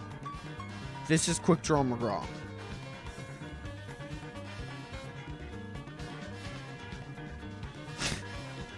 And then Augie Doggy looks okay, I guess. Like, he looks like a Hellscape version of Augie Doggy, but at least he's the right color. And then Baba Louie. Oh, dude, rip Quick Draw. Baba Louie. Baba Louie looks like this.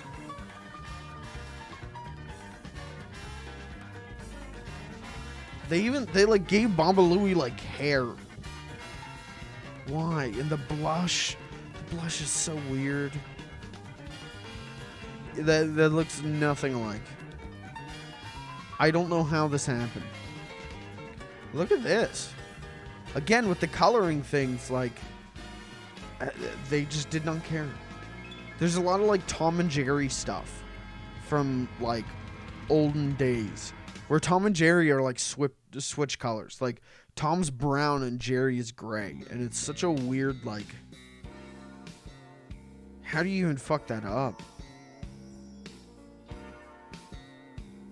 Oh, here we go. We got them fully outfitted. Yeah, I'm gonna say that's not what Quick Draw McGraw or Baba Louie look like. I do like that they gave them fashionable scarves, though. I always felt that's what was missing from their characters' designs, so that's really good. Oh my god! Oh, we got like pristine pictures now. Look at this red Huckleberry Hound, but like flesh-faced. That's something I hate. I think that's the main thing that makes these toys disgusting to me, is their flesh faces. Why is he red? He's got like buttons in his fur. And then Cindy Bear is blue and yellow when the actual Cindy Bear is just like gray.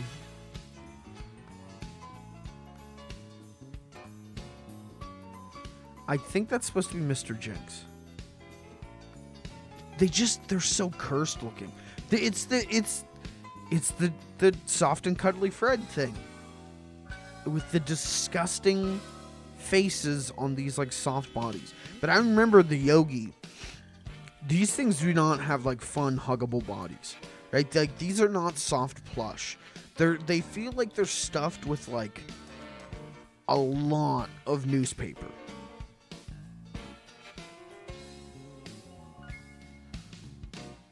Okay, so it is supposed to be Snooper and Blabbermouth. Damn, I even got Snooper and Blabber correct. That's... Honestly, I'm proud of myself on that one. Oh my god, we got a whole line up here,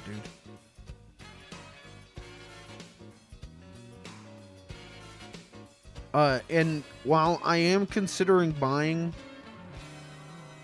Soft Cuddly Fred or Talking Fred, I will not buy the Knickerbocker Hanna-Barbera plushes.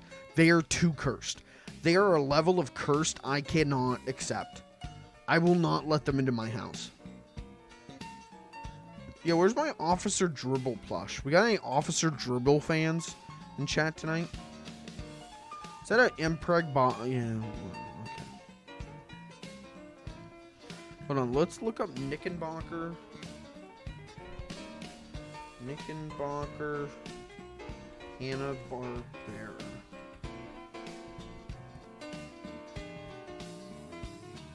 Let's see if we can find some really cursed ones. What is this one?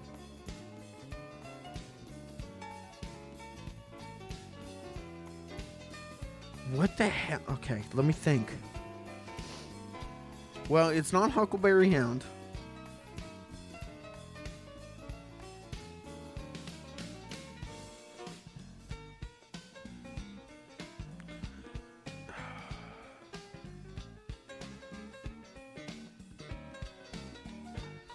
Is it like Yelp or something?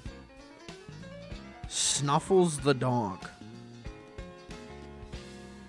Right. Oh my god. Astro! What did they do to you, Astro? Oh no. The Jetsons have entered the puppet dimension. Judy didn't make it. I remember these. I remember seeing these. Hanna-Barbera character Squeak toys. I've seen this Yogi and this Boo Boo before. Maybe it's in that Hanna-Barbera treasury book. Dude, that's another thing. You guys ever just like looked at pictures of Boo Boo? Well, I love that one. Boo Boo Bear. You guys ever looked at pictures of Boo Boo? Tell me if you noticed something. If you noticed something fucked up with Boo Boo.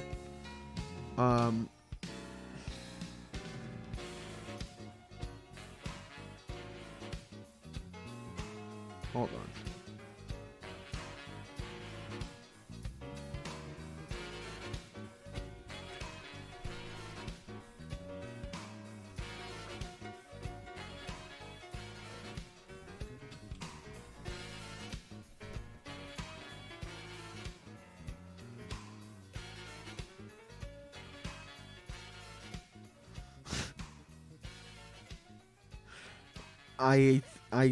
I think I look like I'm nuts. I think I'm coming across like I'm crazy. My point was gonna be, much like Ranger Smith. There's another red Huckleberry Hound. Oh my god, there's a lot.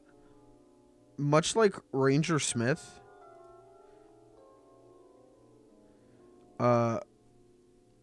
Boo Boo's design would change a bunch. Like here, we've got this Boo Boo. We also have a blue Cindy, which is weird. But like Boo Boo, it's got the square head with the blue bow, or the round head with the purple bow. I think the like round head is from the Huckleberry Hound show, and then square head is from like the actual Yogi Bear show.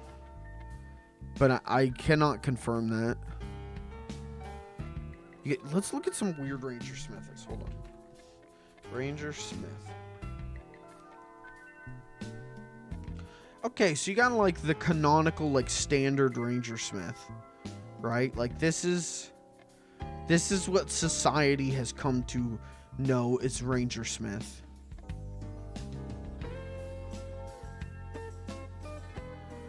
But then there's like a very like flattened out version of him.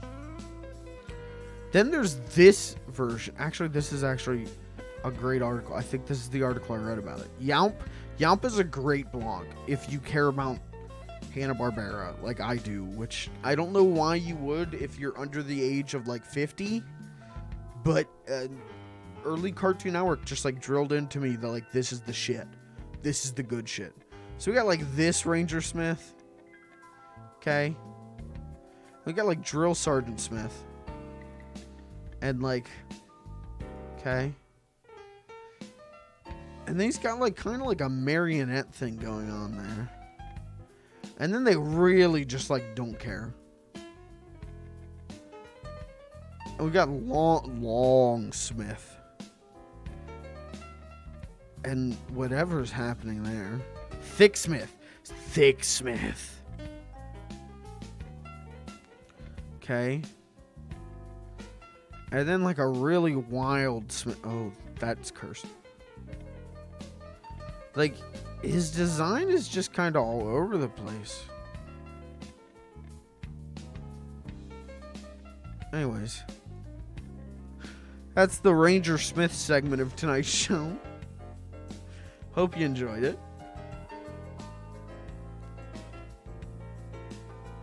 I mean, even like canonical Ranger Smith, and then like Ranger Smith by the point that his design was solidified is like wrong. Like, they're still different and weird. And then they went like hyper realistic with him at one point, and that was a bad idea. They had to spend so much money animating this. I mean, it was a real shit show.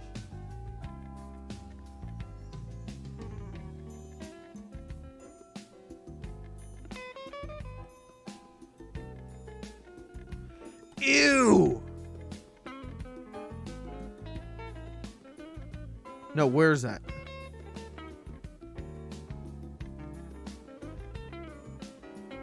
No, come on. I don't know how to use this website.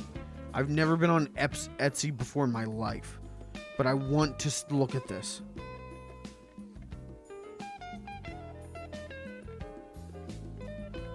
Vintage Valentine's Day card. You ever gonna be my Valentine, teacher?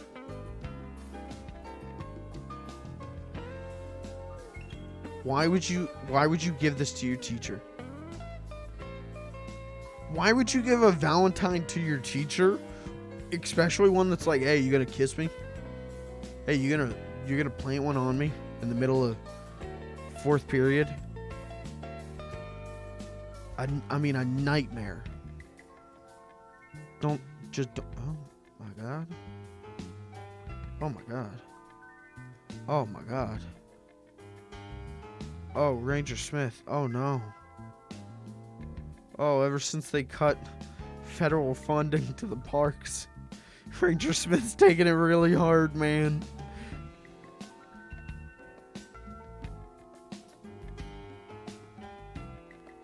This is, we've entered bootleg universe. Is that Kiss? Who is this? Is it Tiger Woods? Wait, does he have one really long one? That's his penis. Never mind. Oh my god, Patrick and Squidward. Is that Mario? Mario. You gotta get out of there, dude. Oh no, what did they do to Pooh's head? Oh no. Oh, his like mom pushed down on the squishy part of his head when he was a baby. Oh no. Okay, those are actually pretty alright. What am I doing?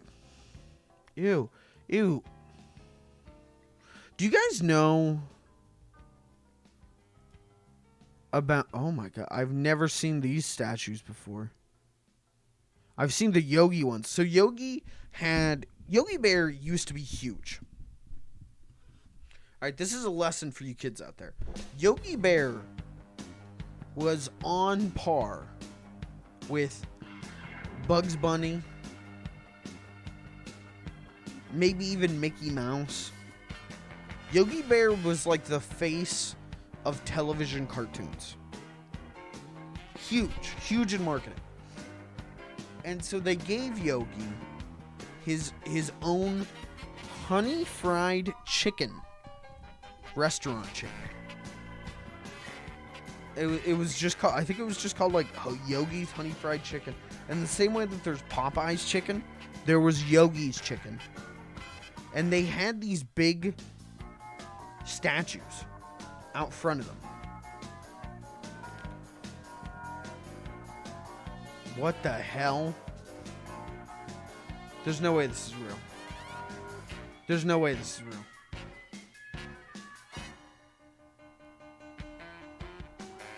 Heavily armed fans guard statue of Yogi Bear in case it turns out he's okay. It's a jape. Yeah, it's from The Onion. Okay, good bit though. So yeah, they had all these statues out front of the Yogi's Honey Fried Chicken restaurants. I mean, they had signs, they had these statues, they had all this stuff. And then the chain's dead. Like, the chain is gone. It died, I believe, like, somewhere in the 80s and 90s. But they had all these statues. Oh, chat, we're going to be looking at so much cool shit. Hold on. So they had all these statues. Now, some of them were bought by private collectors and placed in their yards to rot away, which is incredibly unfortunate. Until today, I've never seen the Boo Boo and Ranger Smith statues before. The Ranger Smith one, I guess I can understand why he would look like that. I don't know why the Boo Boo one looks scared. I don't get what's going on there. So they dumped these statues into the woods. Yogi statue grave.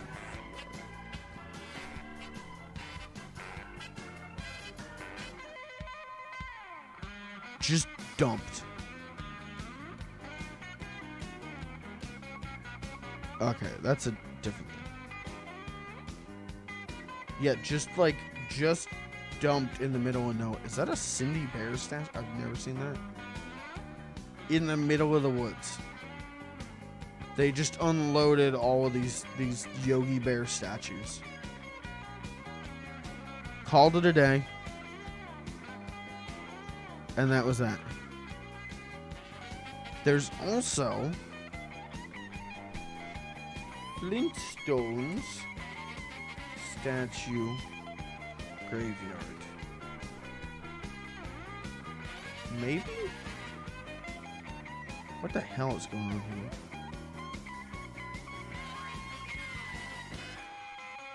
So there were the two Bedrock cities that you could visit. I think they're both shut down now.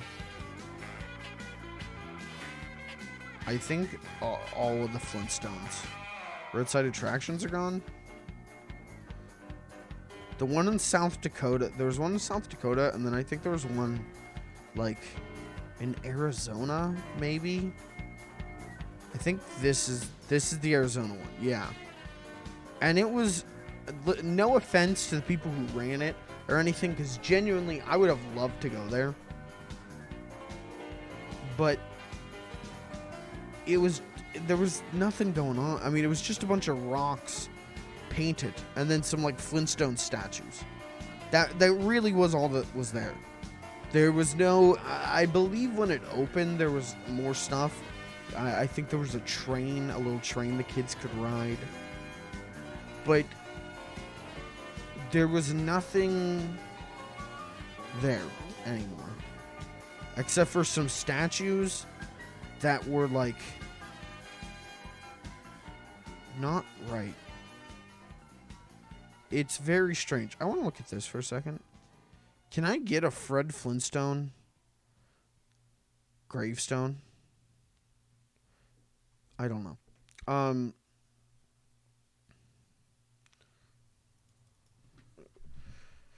Bedrock City, Arizona. There's an Arizona one, and yeah, there's a South Dakota one. Now, the giant Iwa Takamoto Fred, this would be reason enough for me to go. But it's gone now. It's gone now. But yeah, you could like go inside the houses, and there was like nothing inside them. Oh, Pebbles, what? Your head. Oh. Oh, Bam Bam.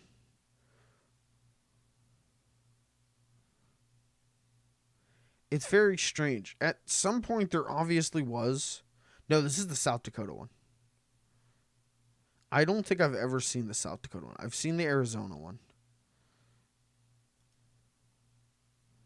Is this?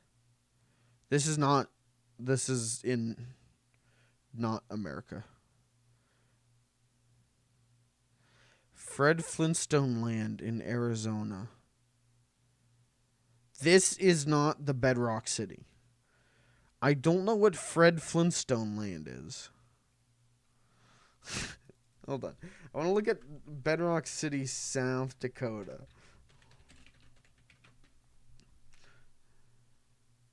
See, this one looks nice. Is this... Oh, abandoned and demolished. It was bulldozed in April 2019. Interesting. This one, at least, is like more colorful. There was more going on here. I wonder if, like, the contracts just ran out. You know, like, the licensing contracts. And Warner Brothers wouldn't sign new ones. Are they shitting?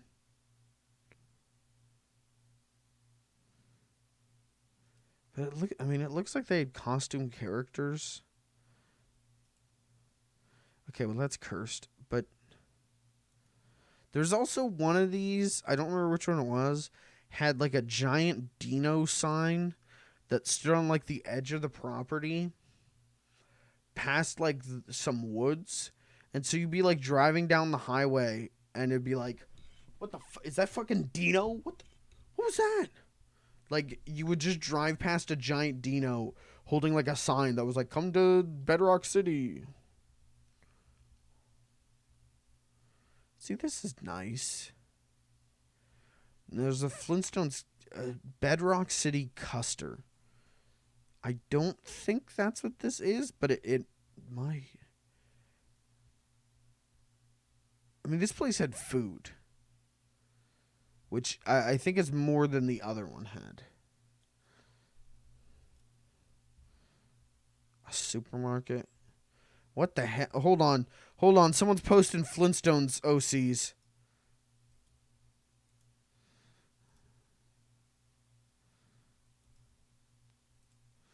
Someone. Oh no! Don't print it. I don't want to print it. Someone posted their Fred Flintstone OC. It's him. It's bread, fish stone. Well, make sure to buy Post Cocoa Pebbles cereal. What? I mean, what was in? It doesn't look like there was anything. It looks like it's like gated off and locked down. I don't know. I don't think the Flintstones would be a fun. I don't know. I don't think it would lend itself to an amusement park. Did this? I mean, this had to move. Look, they're driving it. Sign's nice. Dead Rock Undertaker. Used coffin. What the hell?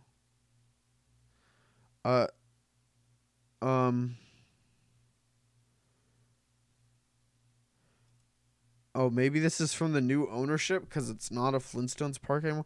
This, I can't tell if it's like, did they print out a JPEG or is it just this picture is a JPEG? The statues look okay. The statues look better than the other one. There's the Flintmobile, which is such a stupid name that I hate.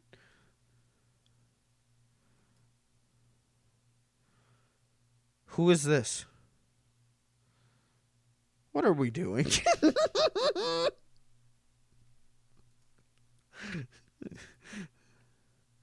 City Hall. Why is the City Hall painted like Fred? This is just someone's like nice family vacation. Oh, but this is nice. Okay, so it is a campground. Theme park and campground. See, yeah, I would have loved to go here. Flintstones theme park and campground. I guess that's the difference between a theme park and an amusement park, right? Like, theme park is just a themed park. Why did the music stop? But an amusement park is like Disney World. Like, you're expected to have rides if you go on an amusement park. Or go to an amusement park. A theme park is just a theme park. Oh, Barney. Oh, they do have the weird statues. I think these are based on like the Flintstones on the Rocks designs. And I don't like that. I don't get that. Oh yeah, there's the weird like drugged up Pebbles and Bam Bam. Weird. Is that the giant dino? I think this is the giant dino I was talking about.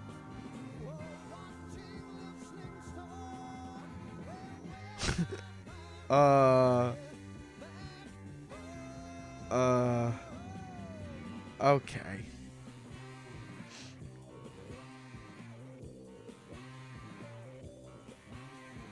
Who is this guy? This is my favorite Flintstones character.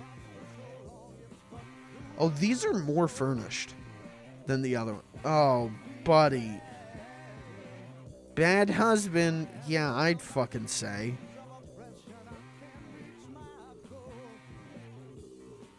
wait. No. Yo. Just chilling in the Flintmobile. Just vibing. Oh, yeah. The Flintstones Mount Rushmore in the middle of the woods. This thing, as far as I understand, like by the time that they were going to tear the place down, this was like falling apart. And I want to know who is on this Mount Rushmore. Like, okay, Fred, Barney, Dino. Who is this? Who is this?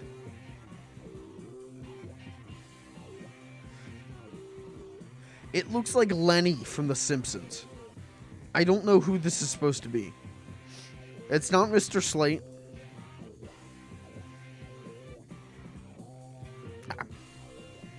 No Great Gazoo. K-Rock Radio. Wait. Fred's in there, dude. He's blasting K-pop hits. Look at him. Wait. Is that Fred? Or is this... He looks like he has a mustache. Is this another OC? Bedrock is just a town filled with different Fred Flintstones. Mount Rockmore.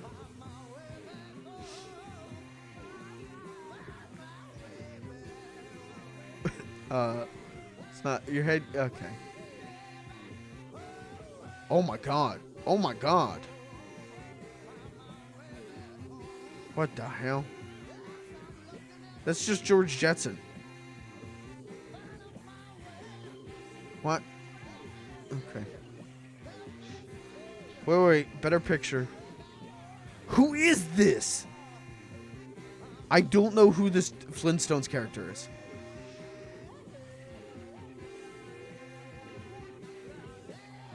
I have no idea who that is.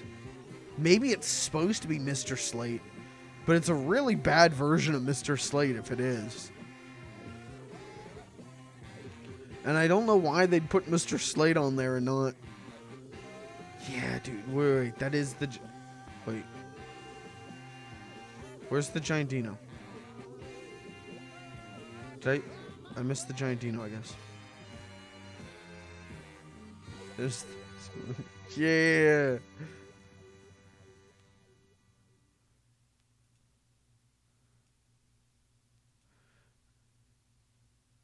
Wait.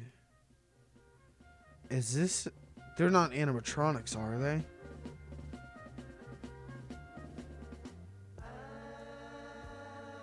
Man, I wish this place still existed. You can bet your ass I'd be there, dude. I would answer all the hard-hitting questions. Like, they shouldn't? Oh, they're at the dentist. Okay, that's all the pictures. There is... I want to go to it before it closes down. Because I bet it's going to close down soon. Just with the way COVID is. But there are Jellystone parks. And there's one in Pennsylvania. It's a campground in Quarryville, PA. It's got a water park. Cool. I don't know how much of, like, the Yogi branding is still around on it. I mean, they're really advertising that water park. Oh, there's a Yogi statue. And some costume characters. Yeah, I want to go to Jellystone Park. Because it may be the final, the end of the epicenter of the end of the Hanna-Barbera licensing merchandise empire that has been extinguished slowly since the 90s. I want to get a hug from Ranger Smith. Why is this hat so big?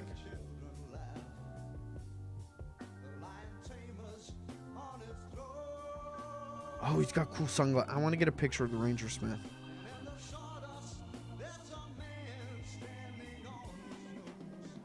Yeah, I want to go to a Jellystone Park.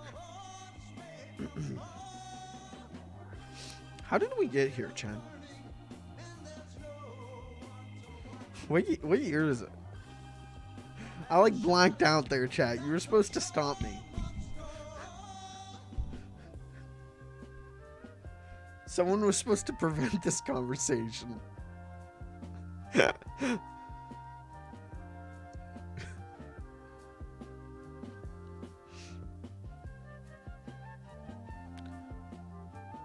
Damn.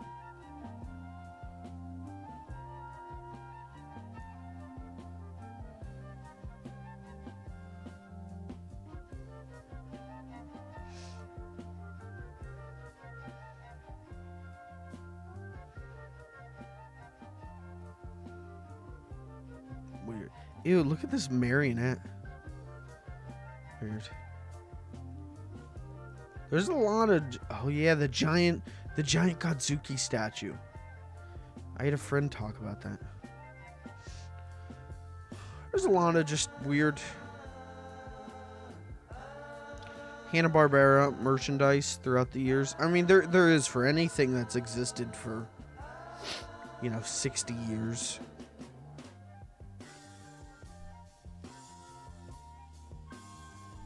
Especially something that has fluctuated so wildly in popularity and quality control, like Hanna-Barbera stuff. Oh, what Scooby-Doo retro plush. See, there's some real fucked up Scoobies too. The Scooby. Oh, I could buy him right now, dude. Oh, Scooby.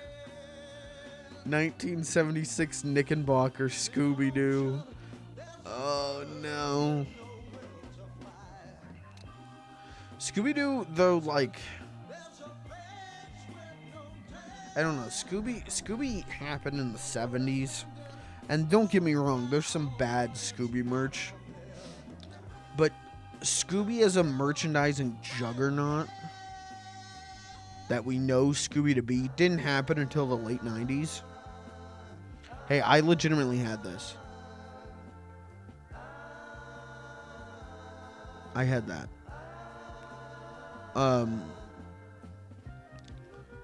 So like most things are at least trying to be on model and aren't super weird. There are some things.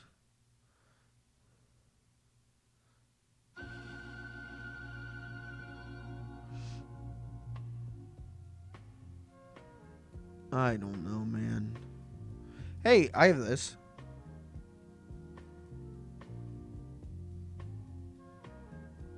Or do I have this? Or do I have that? I have a Wacko plush. I don't know.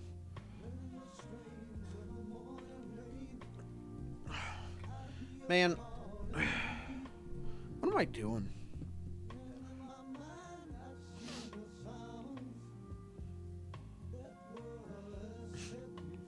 Why? Get yourself together. I don't know. Why? Just why? Oh, I want to get a Funko Pop of the racist one. Pog. If it was racist, why did they make a Funko Pop out of it? Good point.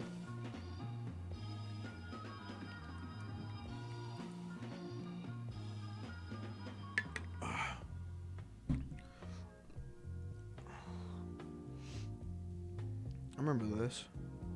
Scooby-Doo on a pogo stick. I wanted to get these. These were called World's Finest or World's Greatest. They're like, realistic to an extent.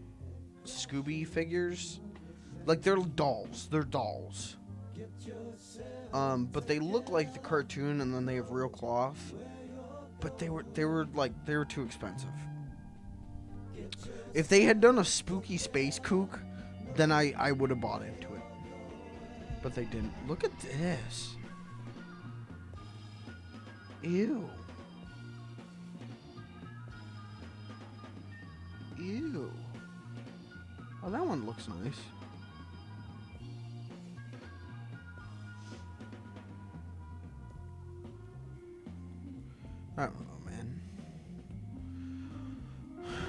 I hope someday there's off-model merch of me. See, the Creeper one is why I was like, oh, maybe I should get into this. Because I love the Creeper. And it all actually looks, like, really good. Except, Daphne's okay. I don't like the Barbie dollness of Daphne, but what are you gonna do? But yeah, then it just became like, ugh, that's so much money. And yeah, then they started releasing them in like different costumes, and I was like, I really don't care this much. Ew. Why is her hair so big? I like that no one understands Velma's hair. It's either too long or too short, shaped wrong.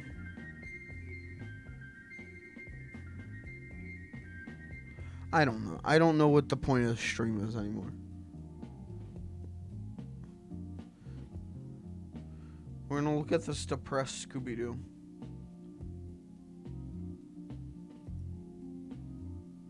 Is this Sutton?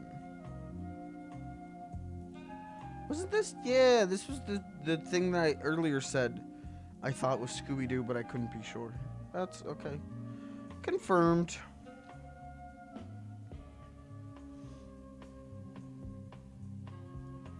I thought he was wearing like go-go boots. I don't know. Okay. Oh, fuck. Fuck me.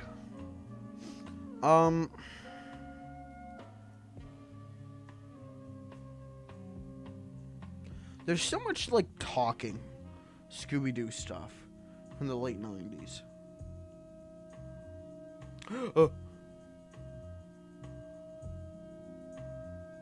Like, there's a lot of just talking Scoob. I should say singing Scooby. It'd be, yeah, like, oh, we put Scooby as a vampire. And then you press him in his hand and he'd be like, anything can happen on Halloween.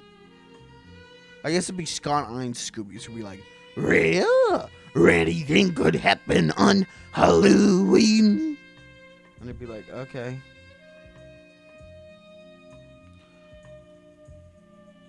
I wonder, I mean, I don't know anymore. I wonder if they still get Scott Ein's to do voice Scooby toys. Scott Ein's played Scooby in like the 90s. And then whenever What's New Scooby-Doo started, Frank Welker took over. But like my entire childhood, Scott Ein's would voice Scooby in video games, in toys. And it's weird because they would get Frank Welker for like the video games. Like they would get Frank Welker to play Fred. So I don't know why he wouldn't do Scooby as well. But any toys or anything, it would always be Scott Ein's. And now, like, Scott Ein's runs a website called, like, Scooby's Meddling Kids, where you can give him, like, $100 and he'll record a voice message for you. Or you can buy pieces of his Scooby collection that he's selling off.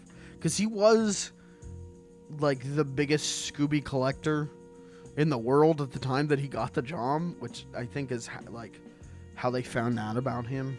Probably also because he's a radio personality and could do the voices. I don't know. Oh my god.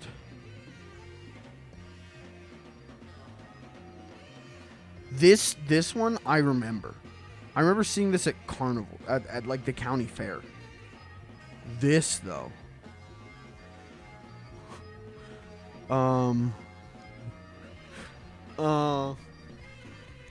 Where could I put a giant Scooby in this room? Chat, subscribe enough that Fudge Films can get its own studio, and then subscribe even more so Fudge Films can get a giant Scooby-Doo. No, you know what? Here, I'll cut you a deal. You give me enough money to fund a studio, and I will buy the giant Scooby. That is my promise to you.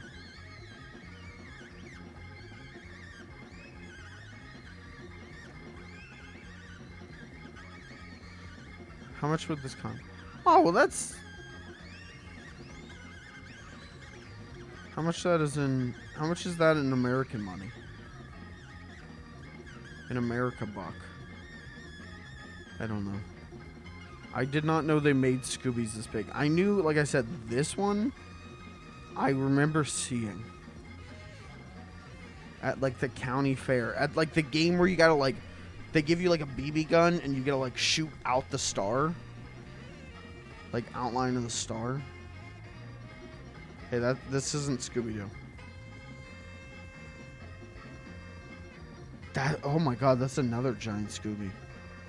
Holy shit. Well, I like the other Scooby. Because he's big, but he looks happy. I like Tourist Scooby. There's a lot of Scoobies. Anyways, I don't know what the point of the stream is anymore.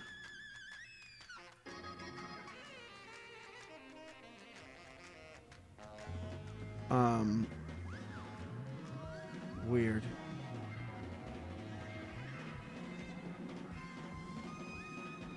I can tell you... Oh, this is a weird Scooby.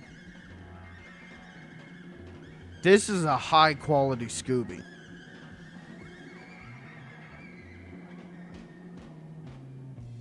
What a weird Scooby.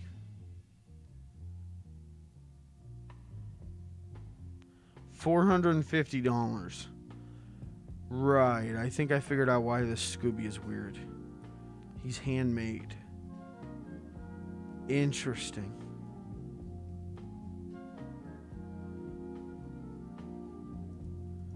Very peculiar.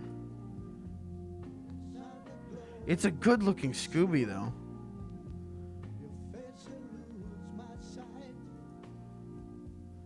The mouth's a little weird, but damn. Anyways, tomorrow we're gonna start Yakuza 4. That's my plan tomorrow. I'm gonna try and start early, and we'll do Yakuza 4. Is that a Monchichi? Yeah, I think that's a Monchichi.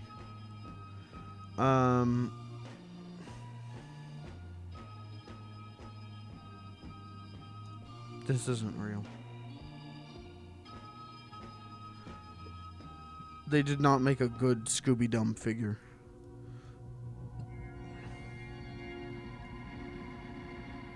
They cut his head off? What is happening?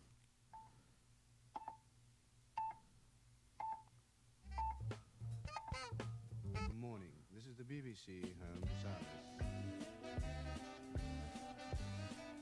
Okay. It's some lady who really likes Scooby-Doo.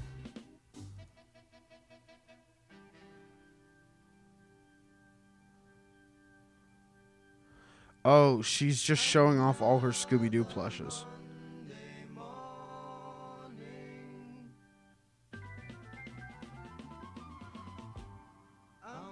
There really are a lot. I want to see what this giant one that they had the head ripped off of it though.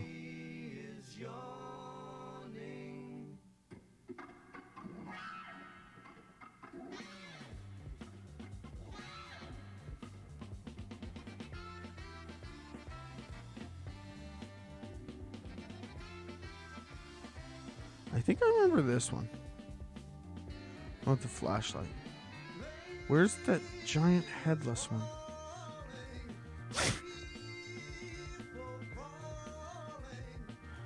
You have... Oh, it's in all of her videos about it.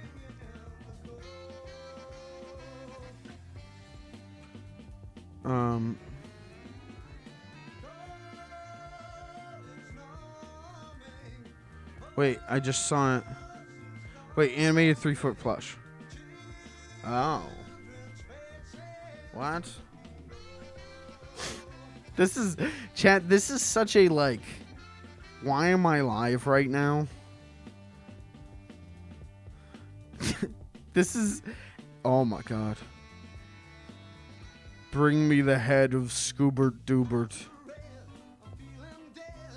This is probably interesting to only me.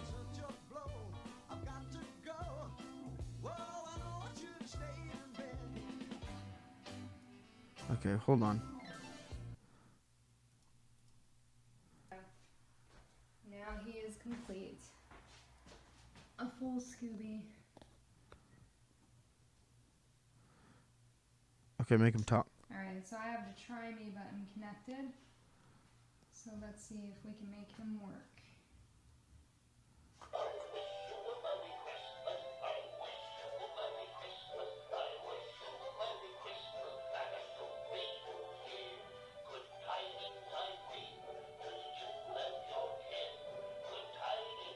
Now take the head off and press the button.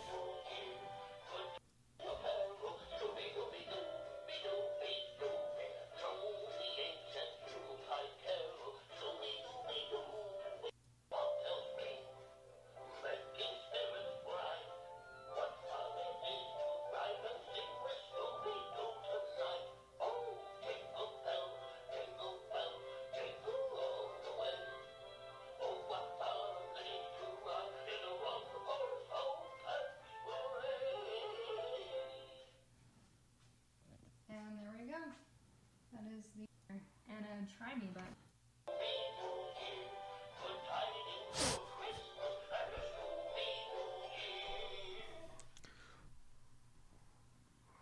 He's totally cute. Let's check him out. Weird. Get me a Scooby-Doo Daft Punk tribute plush. Around the world, around the world, around the world, around. He's up all night to get home. I'm up all night to get home. Okay. That's delete that bit. Okay. What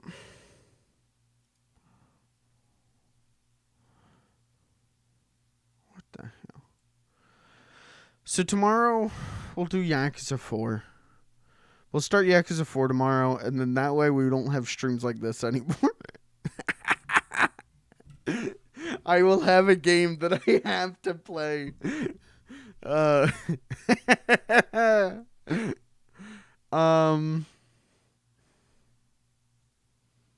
Yeah. Yeah. Ew. Ew, it's all moldy. Oh no.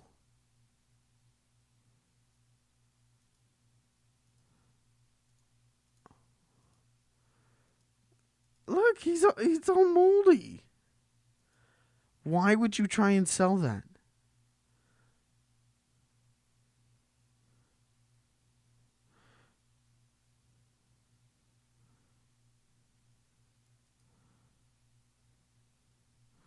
No, this is not something that who in the first place, who would pay $88 for this? For a moldy bobblehead of Scooby-Doo. No. That's not happening.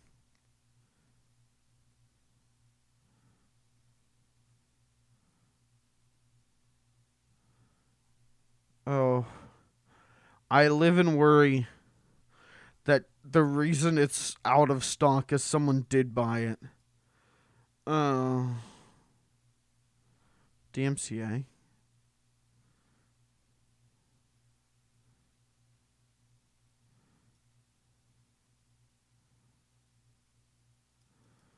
Oh, I can't show this website.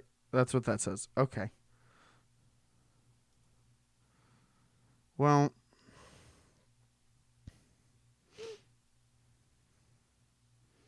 shit. Yeah, we'll probably start. Oh my god, there's Eduardo plushes. Am I nuts? There definitely was Eduardo from Foster's Home, right? Yeah, look. What the hell? I didn't know they made these. I'd buy an Eduardo plush. Farmer Bubbles.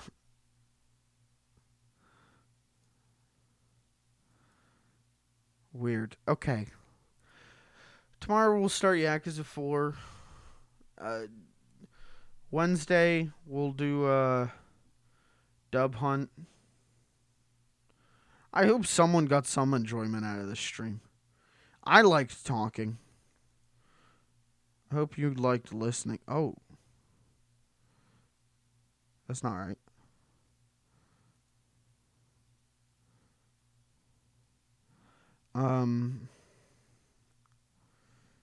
Yeah. And then I have an idea for Friday's stream. But we'll get to that when we get to that, you know.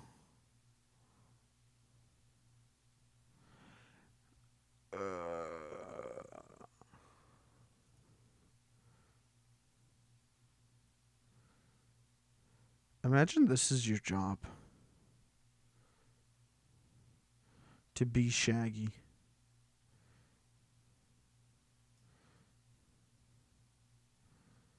Where is this? Who put Daphne in this costume? This is not... This is the movie costume. I am pissed. Where is this? I need to write up a letter. A strongly worded... Oh my god, they got the... Look, they got the... Like, winter jackets. That's cute. Well, now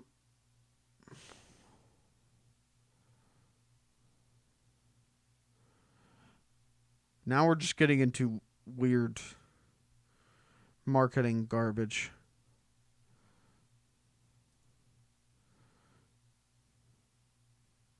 No, I can see his testicles. Hold on. What are I gotta go. We're done. We're done for the night, chat. Sorry. I hope you enjoyed some part of this that wasn't the testicles of Scooby-Doo. Tomorrow we'll do Yakuza 4. Wednesday we'll do Dub Hunt. Friday I got a thing.